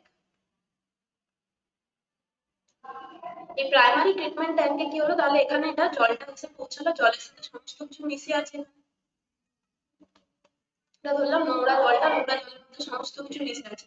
কিছু পদার্থ থাকবে যেগুলো এরকম ভেসে থাকছে, কিছু প্লাস্টিক বা এই ধরনের যে পাতা, যেগুলো হালকা পদার্থ সেগুলো কি থাকবে এরকম ভাবে ভেসে থাকছে, আর কিছু থাকবে যেগুলো হচ্ছে পাথর, মাটি, শক্ত যে কঠিন পদার্থগুলো যা থাকবে সেগুলো হচ্ছে তলায় এরকম থাকছে। তাহলে প্রথম প্রসেসটাতে কি হবে আমাদেরকে মনে রাখতে হবে, ফার্স্ট যে প্রসেসটা স্টার্ট হবে এই প্রাইমারি ট্যাঙ্কের মধ্যে, সেখানে দুটো প্রসেস হবে। প্রথম প্রসেস একটা হচ্ছে কি ফিল্ট্রেশন, আরেকটা হবে কি সেডিমেন্টেশন। দুটো প্রসেস, একটা হচ্ছে কি ফিল্ট্রেশন, একটা হচ্ছে সেডিমেন্টেশন। যে ফিল্ট্রেশন প্রসেসে ফিল্টার করি কি আমরা, ছেঁকে নিই ছাঁকনির মতো একটা অংশ দিয়ে, সেটাকে আমরা কি করছি, যেগুলো এই যে ভাসমান যে পদার্থগুলো যেগুলো এই ওপরের লেয়ারে জলের মধ্যে যেগুলো ভাসছে সেগুলোকে আমরা কি করতে পারবো, ছাঁকনির মাধ্যমে ছেঁকে নিতে পারবো। তাহলে এই প্রথম প্রসেস হবে কি ফিল্ট্রেশন। ফিল্ট্রেশনের মাধ্যমে আমরা কি করতে পারছি, এই যে এইগুলোকে সরিয়ে দিলাম, যেগুলো উপরে জলের মধ্যে বা সিওয়েজের মধ্যে যেগুলো ভেসেছিল, এই ধরনের যে ভাসমান পদার্থগুলোকে আমরা ফিল্ট্রেশনের মাধ্যমে আলাদা করে দিলাম। দিয়ে সেটাকে কি হচ্ছে, যখনই এটা আলাদা হয়ে গেল, বাকি যেগুলো আমাদের ভারী পদার্থগুলো, মাটি হতে পারে, বিভিন্ন যে স্মল পিপল স্টোন এই ধরনের যেগুলো থাকছে, সেগুলো কি হবে এখানটাতে থিতিয়ে পড়ছে, সেটা হচ্ছে কি সেডিমেন্টেশন প্রসেস। তাহলে এটাকে থিতিয়ে পড়লো, বাকি যেটা থাকছে এই যে যেটা লিকুইড মেটেরিয়াল যেটা থাকছে সেটাকে আমরা আবার পাঠাবো সেকেন্ডারি ট্যাঙ্কে। এই লিকুইড মেটেরিয়ালটাকে আমরা বলছি কি প্রাইমারি ইফ্লুয়েন্ট। তাহলে আমাদের একটা স্টেপ কিন্তু আমরা এখানে করে ফেলেছি, এটাকে বলছি কি মেকানিক্যাল স্টেপ। তাহলে ডিরেক্ট সিওয়েজটা এলো, প্রথমে আমরা কি করছি ফিল্ট্রেশনের মাধ্যমে তার মধ্যে যেগুলো হালকা পদার্থ যেগুলো ভেসে ছিল সেগুলোকে আলাদা করে নিলাম, তারপরে বাকি যেগুলো ভারী পদার্থ ছিল পাথর থেকে শুরু করে যা সমস্ত ভারী, আমরা যদি জলের মধ্যে মাটি দিলে সেটাকে একটুখানি রেখে দিই, যে একটা ধরলাম গ্লাসের মধ্যে জলের মধ্যে মাটি গুলে দিলাম, দিয়ে সেটা রাখলে কি দেখবো যে তলায় একটুক্ষণ পরে সেটা থিতিয়ে যাচ্ছে, বাকি ওপরের যেটা থাকছে সেটাকে বলছে কি আমরা প্রাইমারি ইফ্লুয়েন্ট। এই প্রাইমারি ইফ্লুয়েন্টের মধ্যে কি আছে, বিভিন্ন ধরনের অর্গানিক মেটেরিয়াল হচ্ছে, বিভিন্ন ব্যাকটেরিয়া ফাঙ্গাস সমস্ত কিছু মিশে আছে এটার মধ্যে, নোংরা জল, এটা জলটা আলটিমেটলি কি হচ্ছে নোংরা জল। এই নোংরা জলটাকে, যেটাকে আমরা বলছি প্রাইমারি ইফ্লুয়েন্ট, পাঠাচ্ছি সেকেন্ডারি ট্যাঙ্ক। তাহলে এটা হচ্ছে secondary treatment tank, secondary treatment tank, secondary treatment tank. আরেকটা জিনিস আমি এখানে মিস করে গেলাম, সেটা হচ্ছে কি এই যে আমরা তলায় যেটা থিতিয়ে পড়লো সেডিমেন্টেশনের মাধ্যমে যেটা থিতিয়ে পড়লো সেটাকে বলছি কি আমরা প্রাইমারি স্লাজ। তাহলে প্রথমে প্রাইমারি ট্যাঙ্কের মধ্যে বা প্রাইমারি ট্রিটমেন্ট ট্যাঙ্কের মধ্যে যেটা থিতিয়ে পড়া অংশ বা সেডিমেন্টের যে পার্টগুলো সেটাই হচ্ছে কি প্রাইমারি স্লাজ, আর যেটা থিতিয়ে পড়ার বাকি অংশটা যে তরল অংশটা বা লিকুইড পার্টটা থাকছে সেটা হচ্ছে কি প্রাইমারি ইফ্লুয়েন্ট। এরপরে হচ্ছে কি এখানে স্লাজটা থিতিয়ে পড়েছে, স্লাজটাকে আমরা আলাদাভাবে কাজে লাগাতে পারি, সেখান থেকে বায়োগ্যাস প্রস্তুত করতে পারি, বা এটাকে আমরা আলাদা করে কি করতে পারি ডিসকার্ড করতে পারি। কি হতে পারে, এরপরে হচ্ছে কি প্রাইমারি ট্রিটমেন্ট ট্যাঙ্কের পরে আমাদের আসছে secondary treatment tank. Secondary treatment ট্যাঙ্কের মধ্যে তাহলে শুধু কি এলো, এই যে ট্যাঙ্কটার মধ্যে আসছে শুধুমাত্র লিকুইড মেটেরিয়ালটা এসছে। এরপরে কি করব আমরা, এর মধ্যে একটা জায়গা থাকবে যেখান থেকে আমরা এয়ার এন্ট্রি করাতে পারবো। এয়ার এর মধ্যে কি আছে অক্সিজেন সোর্স দিচ্ছি, অক্সিজেন সাপ্লাই দিচ্ছি, আর কিছু আমরা দেবো কি এই যে অক্সিজেনের উপস্থিতিতে যেগুলো কাজ করবে অ্যারোবিক ব্যাকটেরিয়া, উপকারী কিছু আমরা অ্যারোবিক ব্যাকটেরিয়া দেবো এর মধ্যে, তার সাথে কিছু হচ্ছে ফানজাই, অ্যারোবিক ব্যাকটেরিয়া ফানজাই, এগুলো কি হচ্ছে কি হেল্পফুল, এগুলো কি করবে এখানের মধ্যে যেগুলো আমাদের যে ক্ষতিকারক যে মাইক্রো অর্গানিজমস গুলো আছে সেগুলোকে কি করছে কনজিউম করে নেবে তারা। তাহলে যখনই অক্সিজেনের উপস্থিতিতে আমরা, এটা হলো প্রাইমারি ট্যাঙ্কের কাজ হলো। সেকেন্ডারি ট্যাঙ্কে আমরা যেগুলো দিয়েছি কি এখানে ব্যাকটেরিয়া দিয়েছি বাইরে থেকে, অক্সিজেন দিয়েছি, বিভিন্ন যে কিছু কিছু ফানজাই দিচ্ছি, এইগুলোকে বলছি কি এই যে ফানজাই আর ব্যাকটেরিয়া মিলে এগুলো কি তৈরি করে ফ্লক প্রস্তুত করে, ফ্লক্স বলা হচ্ছে। তাহলে এগুলোকে হচ্ছে কি এগুলো এফেক্টিভ বা উপকারী আমাদের কিছু কিছু ব্যাকটেরিয়া ফানজাই দিচ্ছি, অক্সিজেনের সোর্স দিচ্ছি, তাহলে এখানে কি হবে অ্যারোবিক কন্ডিশনে এরা কি করবে, এই ধরনের যে ব্যাকটেরিয়া ফানজাই এগুলো কি করবে এই প্রাইমারি ইনফ্লুয়েন্টের মধ্যে যে প্রেজেন্ট থাকছে মাইক্রো অর্গানিজম গুলোকে সেগুলোকে কনজিউম করে নিচ্ছে।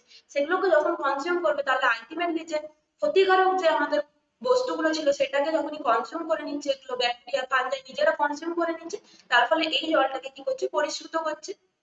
এর ফলে যেটা হচ্ছে সেটা হচ্ছে কি এখানের মধ্যে মনে রাখতে হবে কি যদি আমাদের যে প্রাইমারি ইফ্লুয়েন্টের মধ্যে কি ছিল বিওডি বায়োলজিক্যাল অক্সিজেন ডিমান্ড অনেক বেশি পরিমাণে ছিল কারণ কি যত বেশি পরিমাণে অর্গানিক ম্যাটেরিয়াল থাকবে কারণ কি আমরা দেখেছি প্রথমেই যদি আমরা বলি সিওয়েজের মধ্যে কি আছে বিভিন্ন মলমূত্র অর্গানিক ম্যাটেরিয়াল উদ্ভিদের যে পচা অংশ তরকারি খোসা থেকে শুরু করে সমস্তটাই কি হচ্ছে আমাদের যে অর্গানিক ম্যাটেরিয়াল যখনই অর্গানিক ম্যাটেরিয়াল জলের মধ্যে মিশে থাকবে অর্গানিক ম্যাটেরিয়াল কি করবে অক্সিজেন কনজাম্পশন করছে তাহলে বায়োলজিক্যাল অক্সিজেন ডিমান্ড তার বেশি থাকছে বায়োলজিক্যাল অক্সিজেন ডিমান্ড বেশি মানে সেই জলটা হচ্ছে কি পলিউটেড এই দুটো জিনিস মনে রাখতে হবে পলিউটেড ওয়াটার এরপরে কি হবে এই যখনই এই ফ্লক্স গুলো কাজ করবে ব্যাকটেরিয়া ফাঞ্জাই এগুলো কাজ করছে এরা কি করছে বায়োলজিক্যাল অক্সিজেন ডিমান্ডটাকে কমিয়ে দেয় তার ফলে কি হচ্ছে এই পলিউটেড এয়ারটাকে কি করছে পলিউশনটাকে কমাচ্ছে আমাদের লক্ষ্য কি এই যে সিওয়েজ ট্রিটমেন্টের মাধ্যমে কি ডিরেক্টলি আমরা এই যে নোংরা যে সিওয়েজটাকে আমাদের পরিশ্রুত বা পলিউশনটাকে কমিয়ে দিচ্ছি পলিউশনটাকে দূর করে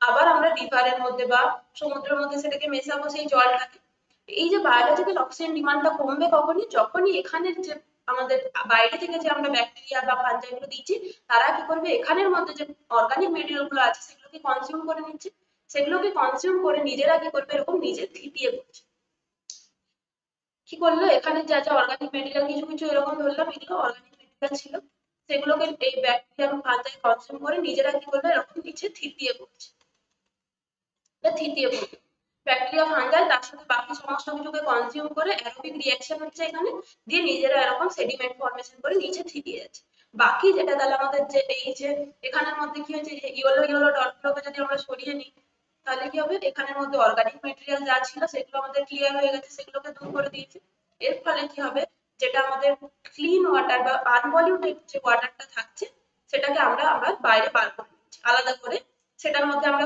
ক্লোরিন মেশাতে পারি বা ডিরেক্টলি সেটাকে আমরা কি করতে পারি ক্লোরিন মিশিয়ে বা আবার পরবর্তী স্টেপে সেটাকে ওয়াটার ট্রিটমেন্ট করে ওয়াটার সাপ্লাই করতে পারি বিভিন্ন যে মিউনিসিপ্যালিটির যে ওয়াটার সাপ্লাই আছে সেটা কি এই যে ট্রিটমেন্টের মাধ্যমে আমরা যেটা আনপলিউটেড ওয়াটারটা পেলাম সেটাকে আরো প্রসেস করা হয় সেটাকে আরো প্রসেস করে বিভিন্ন প্রসেস মাধ্যমে ক্লোরিন মেশানো হয় আরো এটাকে হচ্ছে কি একটা প্রসেস থাকে কি এরকম বালির একটা লেয়ার থাকে তারপরে হচ্ছে কি ওয়াটারটা ফিল্টার করা হয় আবার রিপিট একবার ফিল্টার এখানে হচ্ছিল আবার রিপিট ফিল্টার করা হবে ক্লোরিন মেশানো হবে দিয়ে সেই ওয়াটারটাকে আমরা সাপ্লাই করতে পারি ওয়াটার বিভিন্ন যে ট্যাপ ওয়াটার যেগুলো সাপ্লাই হয় বা ডিরেক্টলি এই যে ওয়াটারটাকে আমরা কি করতে পারি নদীর মধ্যে মিশিয়ে দিতে পারি এরপরে কি করব আমরা এই যে নিচে যেটা থিতিয়ে পড়েছে সেটাকে আমরা বলছি কি এটা হয়ে গেল যে ওয়াটারটাকে আমরা বার করে দিলাম সেটা হচ্ছে সেকেন্ডারি ইফ্লুয়েন্ট এটা হচ্ছে কি আমাদের সেকেন্ডারি ইফ্লুয়েন্ট প্রথম ছিল প্রাইমারি ইফ্লুয়েন্ট তারপর এটা আসছে সেকেন্ডারি ইফ্লুয়েন্ট এরপরে কি হচ্ছে সেকেন্ডারি ইফ্লুয়েন্ট বাকি যেটা থাকছে সেটাকেই বলছি কি প্রথম ছিল ওখানে কি প্রাইমারি স্লাজ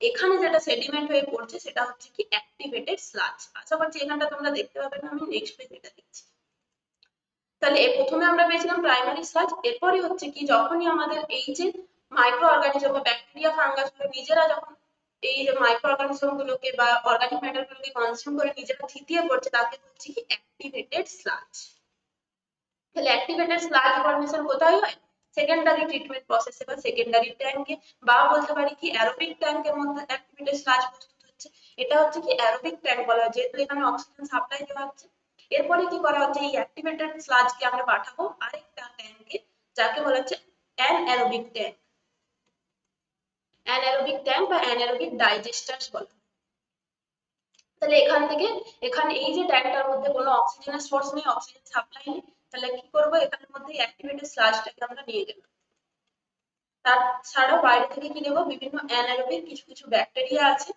সেগুলোকে আমরা দিচ্ছি অ্যানারোবিক ব্যাকটেরিয়া গুলোকে যখনই দেবো তারা কি করবে এই যে অ্যাক্টিভেটেড স্লাজটাকে ভাঙছে ডাইজেস্ট করবে দিয়ে এটার ফার্মেন্ট এই যে অ্যাক্টিভেটেড স্লাজের কি হবে ফার্মেন্টেশন হবে দিয়ে কি করে বায়োগ্যাস প্রস্তুতি করে এটা হচ্ছে পুরো প্রসেস আমাদের সিভেজ ট্রিটমেন্টে একটা আমাদের লক্ষ্য কি ছিল ওয়াটারটাকে আনপলিউট করা ওয়াটারটাকে আমরা আনপলিউট করে দিয়েছি দিয়ে পরে আমাদের যেটা অ্যাক্টিভেটেড স্লাজ তৈরি হচ্ছে অ্যাক্টিভেটেড স্লাজটাকে আমরা কি করবো কাজে লাগাবো বিভিন্ন ধরনের বায়োগ্যাস প্রস্তুতিতে আমরা বায়োফুয়েল প্রস্তুতিতে কাজে লাগাচ্ছি তাহলে যখন এই অ্যানারোবিক ডাইজেস্টার্স এর মধ্যে আমরা কি করবো অ্যানারোবিক ব্যাকটেরিয়া দিচ্ছি অ্যাক্টিভেটেড স্লাজ দিচ্ছি তো এখানের মধ্যে কি ছিল এগুলো অ্যারোবিক ব্যাকটেরিয়া ফাঞ্জাই প্রেজেন্ট ছিল যখনই অ্যানারোবিক কন্ডিশন নিচ্ছে এগুলো মারা যাচ্ছে আর অ্যানারোবিক ব্যাকটেরিয়া গুলো কি করবে সেটা ফার্মেন্টেশন করে সেখান থেকে বায়োগ্যাস প্রস্তুতি করবে তাহলে যদি কোশ্চেন আসে যে বায়োগ্যাস কোথা থেকে প্রস্তুত হয় বা কিসের ডাইজেশনের মাধ্যমে, অ্যাক্টিভেটেড স্লাজ থেকে আমরা বায়োগ্যাস প্রস্তুত করছি। আর কোথায় প্রস্তুত হয় সেটা হবে কি অ্যানারোবিক ডাইজেস্টেশন। তাহলে সবাই বলো এটা ক্লিয়ার সবার, কি প্রসেসটা পুরোটা ক্লিয়ার জানাও সবাই। তাহলে আমাদের একটা প্রসেস দেখলাম, এটা প্রাইমারি প্রসেস ফিল্ট্রেশন সেডিমেন্টেশন। পরবর্তী প্রসেস হচ্ছে aerobic condition secondary treatment plant. এখানে আগের থেকে আমরা বাইরে থেকে কিছু কিছু অ্যারোবিক ব্যাকটেরিয়া ফানজাইকে কাজে লাগালাম, সেটাকে বলছি কি ফ্লক। তারা কি করছে, যা যা ওখানের মধ্যে অর্গানিক ম্যাটেরিয়াল আছে নিজেরা কনজিউম করে নিচ্ছে, অক্সিজেনের উপস্থিতিতে এটা কাজ করবে। আর যখনই অর্গানিক ম্যাটেরিয়ালের সংখ্যাটা কমছে, পরিমাণটা কমছে, বিওটি কমে গেল, ওয়াটারটা পলিউশনটা কমে গেল, দিয়ে সেই ওয়াটারটাকে আমরা আলাদা করে অন্য একটা ট্যাঙ্কে পাঠিয়ে দিচ্ছি, সেটাকে পরবর্তী ট্রিটমেন্ট করা হচ্ছে, বাট ডিরেক্টলি আমরা নদীর মধ্যে সেটাকে মিশিয়ে দিতে পারবো।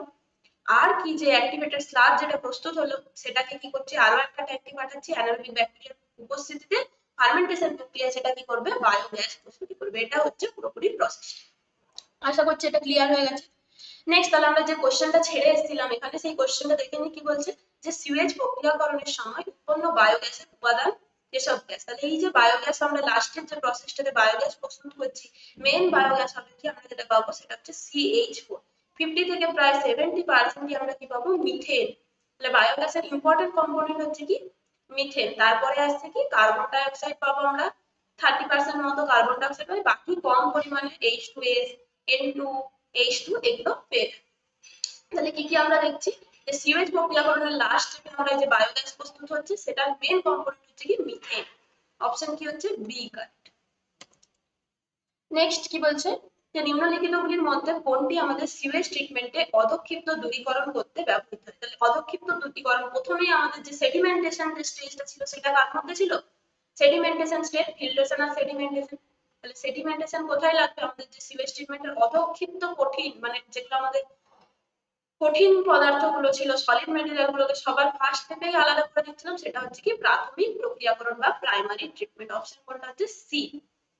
আর স্লাজের প্রক্রিয়াকরণ কোথায় হবে, লাস্ট স্টেপে গিয়ে একদম যেখানে অ্যানারোবিক ডাইজেশনের মধ্যে হবে কি স্লাজের বা অ্যাক্টিভেটেড স্লাজের প্রক্রিয়াকরণ হচ্ছে। নেক্সট কি বলছে, যে নিম্নলিখিতগুলির মধ্যে কোনটিকে পরবর্তী সিওএইচ ট্রিটমেন্ট করার জন্য অ্যানারোবিক স্লাজ ডাইজেস্টারে রাখা হয়। অ্যানারোবিক স্লাজ ডাইজেস্টারে আমরা কাকে পাঠাচ্ছি, সেটা হবে কি আমাদের সক্রিয় স্লাজ বা অ্যাক্টিভেটেড স্লাজ, তাকে পাঠানো হচ্ছে। প্রাথমিক স্লাজ কোথায় তৈরি হচ্ছিল, প্রথমে যে প্রাইমারি স্লাজ তৈরি হচ্ছিল, যেগুলো হচ্ছে আমাদের যে এই যে সেডিমেন্টেশনটাকে আমরা বলছিলাম কি প্রাইমারি স্লাজ। এই প্রাইমারি স্লাজকেও কি করা যেতে পারে, আমরা পরবর্তী এই যে সিওএইচ ট্রিটমেন্টে না, আলাদাভাবে কিন্তু এই যে প্রাথমিক স্লাজ তাকেও কিন্তু আমরা বায়োগ্যাস প্রস্তুতির ক্ষেত্রে কাজে লাগাতে পারি। তাহলে মনে রাখতে হবে প্রাথমিক স্লাজ থেকেও কিন্তু আমরা বায়োগ্যাস প্রস্তুতি করা যায়, কিন্তু মেইনলি আমরা কাকে কাজে লাগাই, সক্রিয় স্লাজ বা অ্যাক্টিভেটেড স্লাজকে বায়োগ্যাস প্রস্তুতিতে কাজে লাগানো হয়।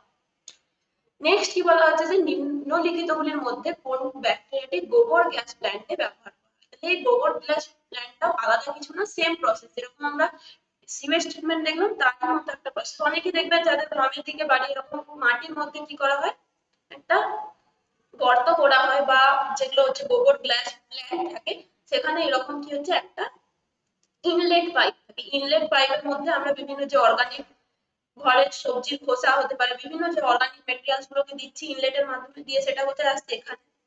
এখানে একটা অ্যানারোবিক, এই যে চেম্বারটা পুরোটাই হচ্ছে কি অ্যানারোবিক কন্ডিশন।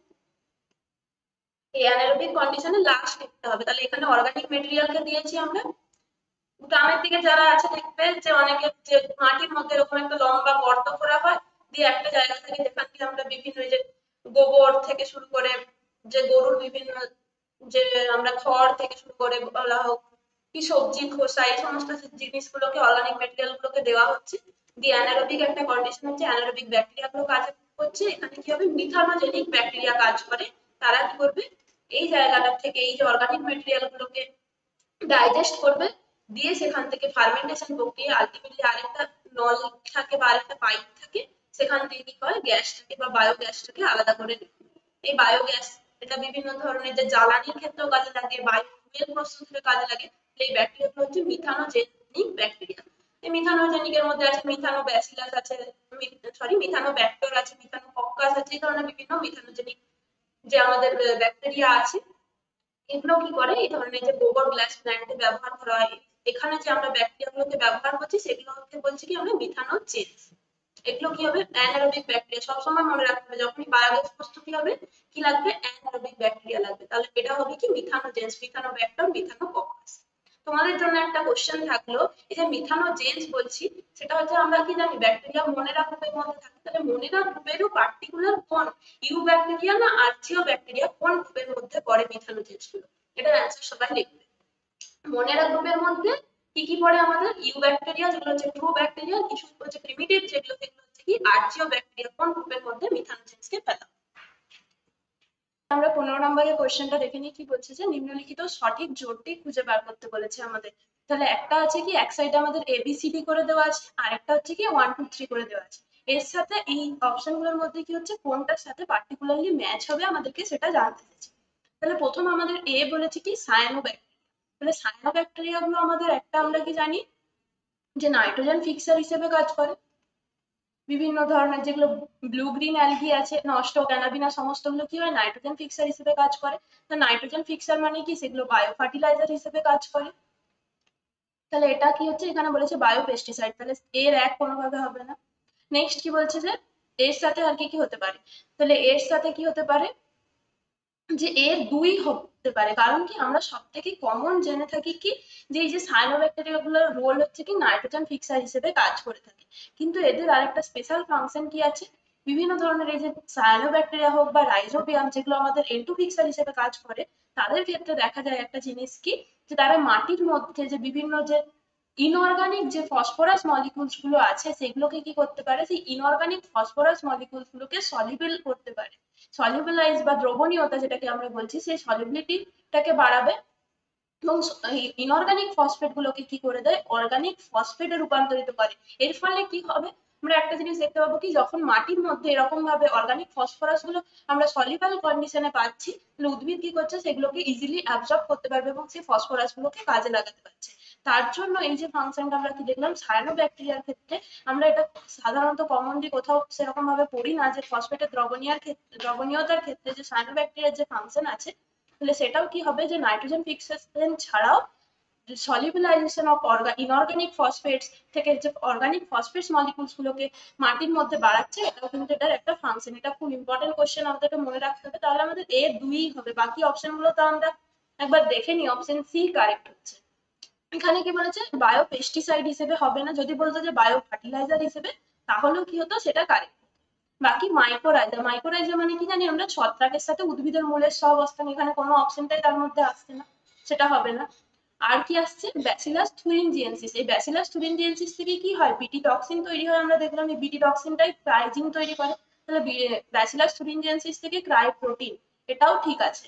যদি সি এর 3 অপশন থাকতো তাহলে কি হতো, কারেক্ট হতো। এখানে কি দেখছি আমরা সি এবং 3 কোথাও নেই। তাহলে যদি অপশন মানে আমাদের মাল্টিপল অপশন থাকতো তাহলে সেক্ষেত্রে আমাদের কিন্তু এই ব্যাসিলাস থুরিনজিয়েন্সিস এর জন্য যে ক্রাই প্রোটিন এটাও ঠিক হবে। বাকি ডি এর অপশন কি বলছে, একক কোষ প্রোটিন বা যেগুলোকে আমরা বলছি কি সিঙ্গেল সেল প্রোটিন। এগুলো আমরা কোথায় পাই, বিভিন্ন যত সমস্ত যে ইউনিসেলুলার অর্গানিজম আছে, ইউনিসেলুলার বা এককোষী যেগুলো, সেটা হতে পারে ব্যাকটেরিয়া, হতে পারে ফানজাই, হতে পারে যে কোনো যে প্রতিষ্ঠা গ্রুপের মধ্যে এককোষী যেগুলো আছে, সেখান থেকে তাদের যে বডি থেকে আমরা পাচ্ছি সেই প্রাপ্ত যে প্রোটিন গুলোকে আমরা বলছি কি সিঙ্গেল সেল প্রোটিন বা একক কোষ প্রোটিন। এগুলো কি হয়, খুব ভালো একটা নিউট্রিশনাল সাপ্লিমেন্ট হিসেবে কাজ করে। এই যে প্রোটিনগুলো আমরা পাচ্ছি, এই প্রোটিনগুলোকে যদি আমরা খাদ্য হিসেবে বা নিউট্রিশনাল যে সাপ্লিমেন্ট হিসেবে গ্রহণ করি, তাহলে সেখান থেকে যে প্রাপ্ত প্রোটিনটা খুব ভালো পরিমাণে একটা নিউট্রিশনাল রিসোর্স হিসেবে কাজ করে সিঙ্গেল সোর্স প্রোটিন গুলো। তাহলে সবসময় মনে রাখতে হবে যত সমস্ত এককোষী যে সমস্ত গুলো আছে তাদের থেকে আমরা কি পেতে পারি, এই একক কোষ প্রোটিন গুলো পেয়ে থাকি। তাহলে নেক্সট কোশ্চেন আমরা বলছি যে নির্দিষ্ট প্রজাতির দ্বারা আর্থিকভাবে ইথানল উৎপাদন করা হয় সেটা হবে কি, তাহলে অপশন সি একটা আমাদের কারেক্ট হচ্ছে, স্যাকারোমাইসিস হচ্ছে। অলরেডি আমরা দেখলাম কি যে স্যাকারোমাইসিস থেকে আমাদের যে ইস্ট ডিওয়ার্স ইস্ট সেটা কি করে ইথানল ফার্মেন্টেশনের মাধ্যমে ইথানল প্রস্তুতিতে বা বিভিন্ন যে অ্যালকোহলিক প্রোডাক্ট গুলোকে প্রস্তুতিতে হেল্প করছে। তাহলে অপশন এখানে সি কারেক্ট। নেক্সট যাই, নেক্সট কি বলছে, রাইবোফ্লেভিন হলো, রাইবোফ্লেভিন কোন ভিটামিনের সায়েন্টিফিক নেম। তাহলে আমাদের যতগুলো ভিটামিন আছে, ভিটামিন B1 থেকে B12 আলাদা আলাদা প্রত্যেকটা সায়েন্টিফিক নেম আছে। তাহলে B1 এর নাম কি হবে, B1 যেমন হচ্ছে আমাদের কি থায়ামিন, B2 হবে কি, B2 হচ্ছে আমাদের যে রাইবোফ্লেভিন, B12 B2 হচ্ছে রাইবোফ্লেভিন, সেম ভাবে B6 আছে, B3 হবে কি নিয়াসিন। তাহলে এই কয়েকটা প্রত্যেকটা বি ভিটামিনের যে ইম্পর্টেন্ট কি কি আমাদের মনে রাখতে হবে, B1 thymine, B2 riboflavin, B3 হচ্ছে কি নিয়াসিন, B4 B5 এর দরকার নেই, B6 হচ্ছে কি পাইরিডক্সিন, B9 হচ্ছে ফোলিক অ্যাসিড বা ফোলেট, আর ভিটামিন B12 হবে কি কোবালামিন। এই কয়েকটা আমাদের সায়েন্টিফিক নেম মনে রাখতে হবে, যে কোনো গুলো থেকে কিন্তু কোশ্চেন আসতে পারে। তাহলে B2 হলো কি আমাদের রাইবোফ্লেভিন, অপশন বি। নেক্সট কি বলছে যে উৎসেচকের শিল্পভিত্তিক উৎপাদনে অনেক মাত্রায় অণুজীবের বৃদ্ধির জন্য কোন যন্ত্রটি ব্যবহার করা হচ্ছে। তাহলে একটা যন্ত্র আমরা বললাম কি ফার্মেন্টার, এই ফার্মেন্টারেরই আরেকটা নাম বলতে পারি কি আমরা বায়োরিয়েক্টর অপশন ডি। তাহলে এখানেও কি হচ্ছে, এরকম একটা মেশিন বলতে পারি বা একটা ট্যাঙ্কের মতো অংশ, সেটার মধ্যে কি হবে পিএইচ, টেম্পারেচার, বাকি সমস্ত যে এনভায়রনমেন্টটাকে আমরা কি করতে পারি নিজেরা কন্ট্রোল করতে পারি। তাহলে এখানের মধ্যে কি হবে, এই যে বায়োরিয়েক্টরের মধ্যে সমস্ত এই যে কন্ট্রোলড কন্ডিশনে আমরা কি করতে পারি, কোনো পার্টিকুলার একটা মাইক্রো অর্গানিজমের আমরা গ্রোথ করাতে পারি।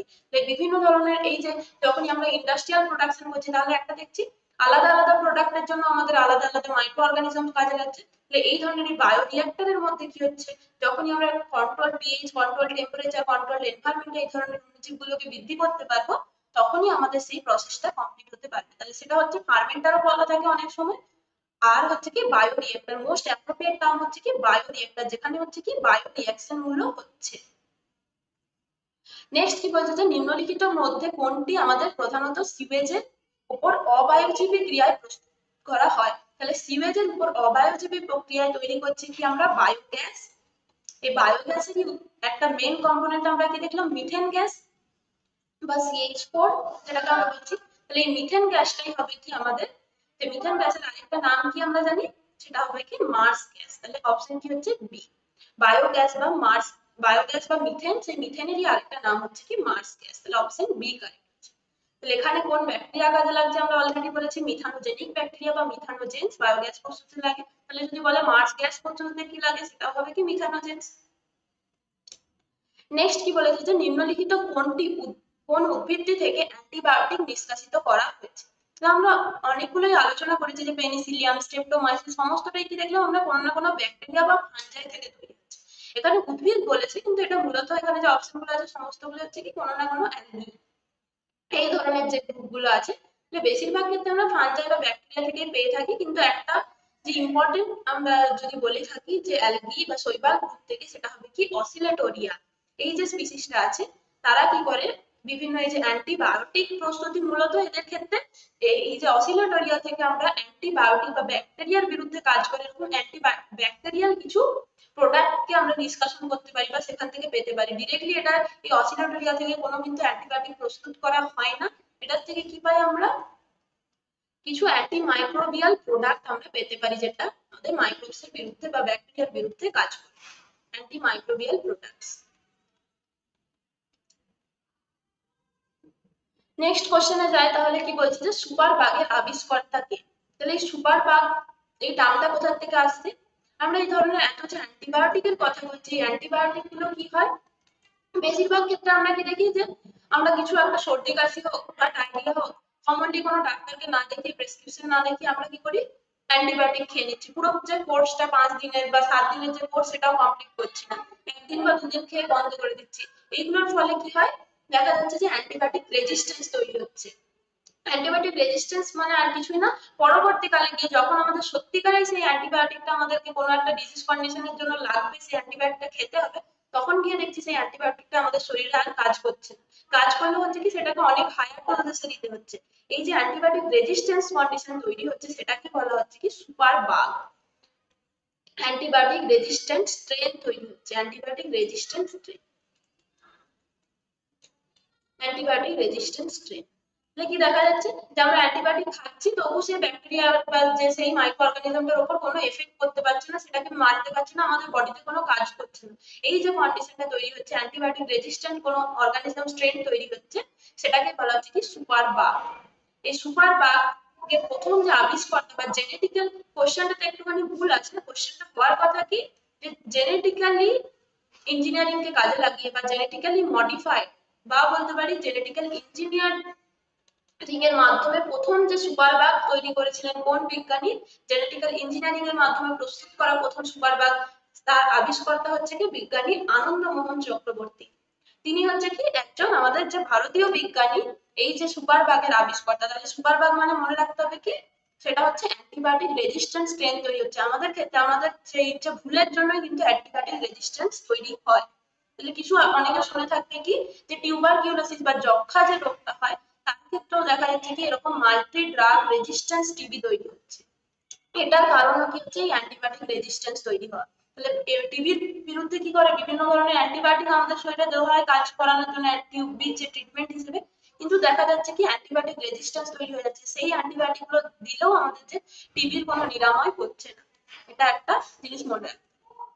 নেক্সট, তাহলে 22 কোশ্চেন কি বলছে যে নিম্নলিখিত অণুজীবগুলির মধ্যে কোনটি নাইট্রোজেন সংবন্ধন করে না?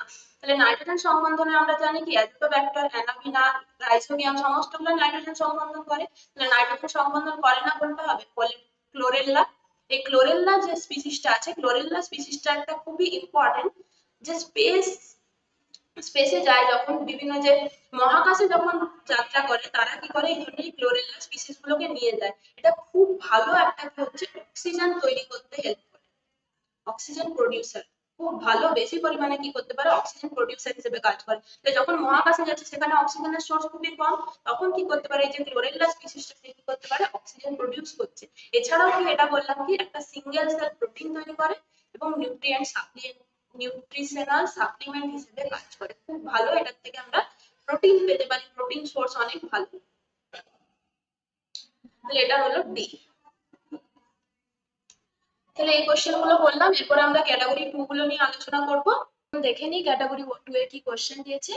ফার্স্ট কোশ্চেনটা কি বলছে যে নিম্নলিখিত কোন কোন ব্যাকটেরিয়া থেকে আমরা ভ্যাকসিন প্রস্তুত করতে পারি? তাহলে এতক্ষণ আমরা পড়লাম কি বিভিন্ন ধরনের যে অ্যান্টিবায়োটিক প্রস্তুতে ব্যাকটেরিয়া কাজে লাগছিল, এছাড়াও যে বিভিন্ন ধরনের আমরা ভ্যাকসিন গুলোকে প্রয়োগ করা হয় সেটা কোথা থেকে পেতে পারি, এই ধরনের কিছু মাইক্রো অর্গানিজম বা পার্টিকুলারলি ব্যাকটেরিয়া থেকে আমরা পেতে পারি। এই যে ভ্যাকসিন গুলোর আমরা যে মেইন টাইপ গুলো কি কি জানি, একটা হচ্ছে কি লাইভ অ্যাটিনুয়েটেড কন্ডিশনে দেওয়া হয়। এই লাইভ অ্যাটিনুয়েটেড ভ্যাকসিন গুলো কি হচ্ছে, তারা ডিরেক্টলি সেই যে মাইক্রো অর্গানিজমটাকে বা সেই ব্যাকটেরিয়াটাকে আমরা একটা ইনঅ্যাক্টিভ স্টেজে বা অ্যাটিনুয়েশন স্টেজে আমরা কি করব ভ্যাকসিনের মাধ্যমে সেটাকে মানে হিউম্যানের ক্ষেত্রে বা যে কোনো আমরা যে অ্যানিমেলের ক্ষেত্রে যে ভ্যাকসিন গুলোকে প্রয়োগ করা হচ্ছে সেগুলো কি করা হতে পারে, যারা লাইভ অ্যাটিনুয়েটেড ভ্যাকসিন তাদের ক্ষেত্রে ডিরেক্টলি সেই মাইক্রো অর্গানিজমটাকে আমরা একটা ইনঅ্যাক্টিভেট স্টেজে ভ্যাকসিনের মাধ্যমে প্রয়োগ করছি। সেম ভাবে আরেকটা টাইপ হতে পারে কি কিল্ড ভ্যাকসিন। এই কিল্ড ভ্যাকসিনের ক্ষেত্রে কি করা হয়, সেই যে ব্যাকটেরিয়াটাকে হতে পারে হাই একটা টেম্পারেচারে হিট কিল্ড হতে পারে, বা বিভিন্ন এনজাইম প্রয়োগ করে সেগুলোকে আমরা কি করছি মেরে ফেলছি, সেই মৃত অবস্থায় সেটাকে কি করব আমরা ভ্যাকসিনের মাধ্যমে অ্যাপ্লাই করব। এটা হতে পারে। আরেকটা টাইপ হতে পারে কি টক্সয়েড টাইপ। সেই টক্সয়েড যে ভ্যাকসিনস গুলো যেমন কি টিটেনাস টক্সয়েড, ডিপথেরিয়াল টক্সয়েড, এই সমস্ত যে যত সমস্ত আমরা টক্সয়েড ভ্যাকসিনস গুলো পাবো তারা কোথা থেকে প্রস্তুত করা হচ্ছে, এই যে ব্যাকটেরিয়ার যে টক্সিন বা টক্সিন যে জিন গুলো থাকে বা টক্সিন প্রোটিনস গুলো থাকছে, সেই যে টক্সিন প্রডিউসিং যে পার্টটার থেকে আমরা কি করছি টক্সয়েড ভ্যাকসিনস গুলোকে প্রস্তুত করতে পারি। তাহলে এখানে আমাদের জানতে চাইছি যে কোন কোন ব্যাকটেরিয়া এই ধরনের আমাদের ভ্যাকসিন প্রস্তুতিতে হেল্প করে। তাহলে সবার প্রথমে আমরা একটা ভ্যাকসিনের নাম জানি কি বিসিজি ভ্যাকসিন। এই বিসিজি ভ্যাকসিনটা হচ্ছে কি ব্যাসিলাস ক্যালমেট গুরেন। এই যে ভ্যাকসিনটা আমরা কোথা থেকে পাচ্ছি, সেটা হচ্ছে কি মাইক্রোব্যাকটেরিয়াম বোভিস বলে একটা স্পিসিস থেকে আমরা পেয়ে থাকি। এটা হচ্ছে কি এক ধরনের এই যে লাইভ অ্যাটিনুয়েটেড ভ্যাকসিনের টাইপ। তাহলে যক্ষা বা টিবির বিরুদ্ধে যে ভ্যাকসিনটা আমরা দিয়ে থাকি সাধারণত, সেটা হচ্ছে কি যে বিসিজি ভ্যাকসিন। বিসিজি ভ্যাকসিনটা আমরা কোথা থেকে পাচ্ছি, তাহলে মাইক্রোব্যাকটেরিয়াম বোভিস বলে একটা স্পিসিস আছে, তার থেকে আমরা কি করছি এই যে লাইভ অ্যাটিনুয়েটেড ভ্যাকসিন বিসিজি পাচ্ছি। সেম ভাবে ভিব্রিও কলেরি কি করে কলেরা রোগের জন্য দায়ী। সেই কলেরা রোগটার জন্য যে ভিব্রিও কলেরি, সেটার থেকেও ভ্যাকসিনটা কি হবে এই ধরনের যে কিল্ড ভ্যাকসিন, কলেরা ভ্যাকসিনটা সাধারণত হচ্ছে কি আমাদের যে কিল্ড ভ্যাকসিন, কলেরা ভ্যাকসিনটা হবে কি কিল্ড ভ্যাকসিন। তাহলে ভিব্রিও কলেরির জন্য যে রোগটা হচ্ছে কলেরা, তার বিরুদ্ধে আমরা যে ভ্যাকসিনটা প্রয়োগ করছি সেটা পাবো আমরা কোথা থেকে ভিব্রিও কলেরি থেকে, এবং সেটা হচ্ছে কি একটা সাধারণত পাই লাইভ অ্যাটিনুয়েটও পাওয়া যায়, কিন্তু কমনলি যেটা কলেরার ভ্যাকসিন সেটা হবে কি কিল্ড ভ্যাকসিন। এই ভিব্রিও কলেরিটাকে হিট কিল্ড করে এই ধরনের ভ্যাকসিন গুলোকে আমরা প্রস্তুত করতে পারি। তাহলে আমাদের অপশন কি কি হচ্ছে এখানে, এ আর ডি কারেক্ট। নেক্সট কি বলেছে যে বায়োগ্যাসে কি কি থাকে, তাহলে বায়োগ্যাসের কম্পোনেন্টস আমরা অলরেডি আগে আলোচনা করেছি। মেন কম্পোনেন্ট হচ্ছে কি মিথেন সব থেকে বেশি পরিমাণে 70%, তারপরেই আসছে কি কার্বন ডাইঅক্সাইড 30% বলতে পারি প্রায়। আর একদম ট্রেস এলিমেন্টে কম পরিমাণে আমরা কি কি পেতে পারি, আরেকবার নামগুলো আমরা মনে করে নিই, হাইড্রোজেন সালফাইড পেতে পারি, হাইড্রোজেন পেতে পারি, নাইট্রোজেন পেতে পারি। এগুলো হচ্ছে মেন আমাদের যে বায়োগ্যাসের কম্পোনেন্ট। তাহলে বায়োগ্যাসের কম্পোনেন্ট এখানের মধ্যে কোনটা কোনটা হচ্ছে, মিথেন সবার প্রথমে বলছি, আর একটা হচ্ছে কি হাইড্রোজেন কম পরিমাণে হলেও এটা পেয়ে থাকছি। তাহলে অপশন এখানেও কি হচ্ছে এ আর ডি। কখনোই কি হচ্ছে না বায়োগ্যাসের মাধ্যমে আমরা অক্সিজেন উৎপন্ন করতে পারি না। তাহলে এই বায়োগ্যাসের যে ফাংশন গুলো বা বায়োগ্যাস কোথায় কোথায় কাজে লাগছে এটাও খুব ইম্পর্টেন্ট কোশ্চেন।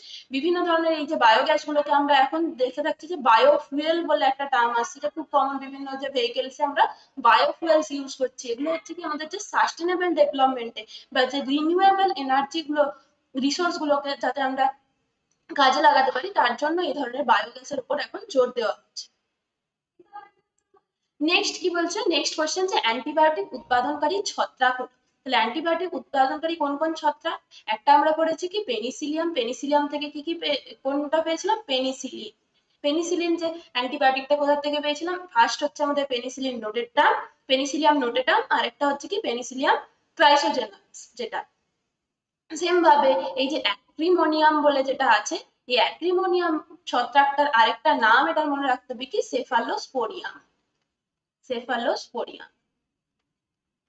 তো নামটার থেকে আমরা পাবো কি অ্যাক্রিমোনিয়ামের যদি আমরা নামটা মনে রাখতে পারি যে এটার আরেকটা নাম হচ্ছে কি সেফালোস্পোরিয়াম। এই সেফালোস্পোরিয়াম থেকে আমরা একটা অ্যান্টিবায়োটিক পেয়ে থাকি, খুব কমনলি এই অ্যান্টিবায়োটিকটা ইউজ করা হয় এই গ্রুপের অ্যান্টিবায়োটিক, সেটা হচ্ছে কি সেফালোস্পোরিন। তাহলে বিভিন্ন যত আমাদের যে বডিতে ইনফেকশন হয়ে থাকে, সেটা যে কোনো ইনফেকশনের ক্ষেত্রে একটা ব্রড স্পেকট্রাম অ্যান্টিবায়োটিক হচ্ছে কি সেফালোস্পোরিন, খুব কমনলি ইউজ করা হয়। ব্রড স্পেকট্রাম মানে কি দুই ধরনের অ্যান্টিবায়োটিক হয়, এটা একটুখানি এক্সট্রা ইনফরমেশন তোমরা জেনে রাখো। দুই ধরনের অ্যান্টিবায়োটিক হয়, একটা হচ্ছে ব্রড স্পেকট্রাম অ্যান্টিবায়োটিক আর একটা হচ্ছে narrow spectrum antibiotic. Broad spectrum আর ন্যারো স্পেকট্রাম টার্মটার মধ্যে আছে কি যে কোনো যে ইনফেকশন কোনো স্পেসিফিক নেই, যে কোনো ব্যাকটেরিয়াল ইনফেকশনের বিরুদ্ধে কাজ করতে পারে, সেটা গ্রাম পজিটিভ হতে পারে, গ্রাম নেগেটিভ ব্যাকটেরিয়া হতে পারে। যে কোনো ব্যাকটেরিয়াল ইনফেকশনের বিরুদ্ধে যদি কমনলি যে অ্যান্টিবায়োটিক গুলো কাজ করে তাদেরকে বলছি কি আমরা ব্রড স্পেকট্রাম, মানে অনেক বেশি পরিমাণে অনেক বেশি পরিমাণে ব্যাকটেরিয়াল ইনফেকশনের সাথে একসাথে যেগুলো কাজ করতে পারে একটাই মাত্র অ্যান্টিবায়োটিক, তাদেরকে বলছি আমরা ব্রড স্পেকট্রাম। সেরকমই হচ্ছে কি একটা সেফালোস্পোরিন। আর যদি বলা হয় পার্টিকুলারলি যে কিছু কিছু ব্যাকটেরিয়াল ইনফেকশনের বিরুদ্ধে কাজ করবে, শুধু গ্রাম নেগেটিভ বা শুধু গ্রাম পজিটিভের উপর কাজ করবে, তখন সেগুলো হয়ে যায় ন্যারো স্পেকট্রাম অ্যান্টিবায়োটিক্স। তাহলে নেক্সট কোশ্চেন আমরা যাই। প্রথম চারের কোশ্চেনটা কি বলছে যে ভিটামিন বি 12 এর বাণিজ্যিক উৎপাদনে অংশগ্রহণকারী ব্যাকটেরিয়াগুলি হলো। তাহলে ভিটামিন বি 12 যেটা আমরা বললাম কি অলরেডি কোবালামিন, এই কোবালামিনের যদি আমরা বিভিন্ন ধরনের ট্যাবলেট প্রস্তুতি হয়, তাছাড়াও হচ্ছে কি যে নিউট্রিশনাল সাপ্লিমেন্টও ভিটামিন বি 12 দেওয়া হয়, তাহলে সেগুলোকে তো আমাদেরকে ল্যাবরেটরির মধ্যে বা ইন্ডাস্ট্রিয়াল ওয়েতে সেগুলোকে প্রোডাকশন করতে হচ্ছে। সেম ভাবে এই ধরনের ভিটামিন মিনারেলস কিছু কিছু মেডিসিন এগুলোর প্রস্তুতিতেও কিন্তু আমাদের ব্যাকটেরিয়া লাগছে। তাহলে এই ভিটামিন বি 12 এর সব থেকে বেশি পরিমাণে যেটা লেগে থাকে সেটা হচ্ছে কি আমাদের যে প্রোপিওনি ব্যাকটেরিয়াম বলে যেটা আছে, সেটা আমাদের কি লাগবে বাণিজ্যিক উৎপাদনের ক্ষেত্রে কাজে লাগে ভিটামিন বি 12 এর। প্রোপিনিও ব্যাকটেরিয়ামটা সব থেকে ম্যাক্সিমাম অ্যামাউন্টে। এছাড়াও হচ্ছে কি সিউডোমোনাসের কিছু স্পিসিস আছে যেগুলো কি করে আমাদের ভিটামিন বি 12 এর উৎপাদনে বা ইন্ডাস্ট্রিয়াল প্রোডাকশনের ক্ষেত্রে কাজে লাগে। তাহলে নর্মালি আমাদের যেটা হচ্ছে কি মনে রাখতে হবে প্রোপিওনি ব্যাকটেরিয়াম আর সিউডোমোনাস, এই দুটো সব থেকে বেশি হচ্ছে কি আমাদের ভিটামিন বি 12 এর বাণিজ্যিক উৎপাদনে হেল্প করছে। আরেকটা জিনিস মনে রাখতে হবে কি এখান থেকে এটার অ্যান্সার হয়ে গেল এ আর বি। আর হচ্ছে কি এই যে প্রোপিওনি ব্যাকটেরিয়াম বলছি এটা কি করে আমাদের চিজ প্রস্তুতিতে হেল্প করে। তাহলে যেটা আমরা খেয়ে থাকি চিজ, সেই চিজ দুগ্ধজাত একটা প্রোডাক্ট হচ্ছে কি চিজ, সেই চিজ প্রস্তুতিতে বা পার্টিকুলারলি বলতে গেলে সুইস চিজ, এই সুইস চিজের প্রস্তুতিতেও কিন্তু এই যে ব্যাকটেরিয়াটা পার্টিকুলার প্রোপিওনি ব্যাকটেরিয়াম এটা কাজে লেগে থাকে। তাহলে অপশন এখানে আমরা আগে বললাম কি এ আর বি, আর তার সাথে আমরা আরো একটা এমসিকিউ এখান থেকে জানতে পারলাম। নেক্সট কোয়েশ্চেনে যাই। নেক্সট তাহলে আজকে আমরা এই 5 কোশ্চেনটা দিয়ে আজকের মতো ক্লাসটা শেষ করবো, বাকি পরবর্তীতে আমরা অন্য ভিডিওতে আরো একটা নিউ চ্যাপ্টার এমসিকিউ নিয়ে আলোচনা করব।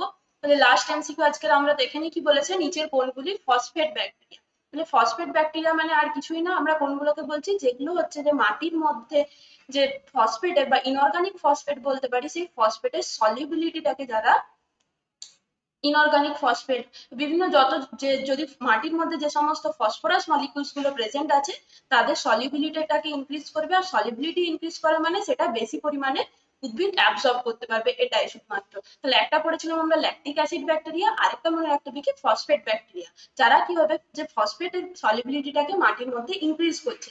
এইরকম ব্যাকটেরিয়া মনে রাখতে হবে কারা কারা, যে নাইট্রোজেন ফিক্সার কি ছিল, রাইজোবিয়াম, সেটা হবে। তার সাথে সাথে আসছে কি সিউডোমোনাসের কিছু কিছু আমাদের যে স্পিসিস আছে তারা কাজ করবে, আরেকটা হচ্ছে কি থায়োব্যাসিলাস। এই তিনটে অপশন আমাদের মনে রাখতে হচ্ছে, এ, বি আর ডি। এগুলো কি করতে পারে, এই যে ফসফেট ব্যাকটেরিয়া হিসেবে কাজ করে এবং ফসফেটের সলিবিলিটিকে ইনক্রিজ করতে কাজে লাগে। এই রাইজোবিয়াম ছাড়াও কি হবে, বিভিন্ন যে সায়ানো ব্যাকটেরিয়া গুলো আছে যেগুলো আমাদের নাইট্রোজেন ফিক্সার হিসেবে কাজ করে তারা হবে। আর কি হচ্ছে কি সিউডোমোনাসের স্পিসিস যা আছে সেগুলো, কিছু কিছু স্পিসিস কিন্তু পার্টিকুলারলি সিউডোমোনাসের এই ফসফেট ব্যাকটেরিয়া হিসেবে কাজ করে। আশা করছি আজকের এমসিকিউ গুলো তোমাদের জন্য খুবই হেল্পফুল হলো এবং খুব ভালোভাবে এগুলোকে প্র্যাকটিস করবে সবাই। যা কারোর যদি কোনো জায়গায় ডাউট থেকে থাকে অবশ্যই কমেন্ট সেকশনে জানাবে, এবং তোমরা কমেন্ট সেকশনে এটাও লিখবে যে পরবর্তীতে আমরা কোন চ্যাপ্টার গুলো নিয়ে আলোচনা করলে তোমাদের জন্য হেল্পফুল হবে। এবং এর যে নেক্সট ক্লাসটা মানে একদম আমাদের সানডের যে ক্লাসটা হবে সেখানে আমরা কি করব, যে বায়োমলিকুলস এর যেটা চ্যাপ্টার আছে, বিভিন্ন এনজাইম রিলেটেড হরমোনস, তারপর হচ্ছে আমাদের প্রোটিনের কিছু কিছু একদম স্ট্রাকচারাল যে বায়োমলিকুলস চ্যাপ্টারটা থেকে যা যা এমসিকিউ আছে সেগুলো নিয়ে আলোচনা করব। তারপরের যে ক্লাসগুলোতে কি নিয়ে আমরা আলোচনা করলে তোমাদের পক্ষে হেল্পফুল হবে সেটা জানাবে সবাই। আর আজকের ক্লাসে যদি কারো কোনো ডাউট থেকে থাকে অবশ্যই কমেন্ট সেকশনে লিখবে। আর যারা এখনো আমাদের চ্যানেলকে সাবস্ক্রাইব করেনি অবশ্যই সাবস্ক্রাইব করবে, কারণ এই ধরনের হেল্পফুল ভিডিওগুলো পেতে থাকবে তোমরা যতদিন এক্সামের আগে পর্যন্ত। এবং সবাই ভালোভাবে প্রিপারেশন নিতে থাকো, খুব বেশি এবছরে তোমাদের কম্পিটিশন অনেক বেশি হবে, সবাই বুঝতে পারছো এক্সাম লেটে হচ্ছে, তাই কোনোভাবে ডিমোটিভেটেড ফিল না করে পড়াশোনাটা কন্টিনিউ করো, দেখবে ঠিক তোমাদের রেজাল্ট খুব ভালো হবে। এবং যারা এই ডিমোটিভেটেড হয়ে পড়াশোনা করবে না তাদের দেখবে রেজাল্ট কিন্তু এখানে এফেক্ট করবে অনেকটা। তাই সবাইকে থ্যাংক ইউ আজকের ভিডিওটা দেখার জন্য এবং ক্লাসটা মন দিয়ে করার জন্য।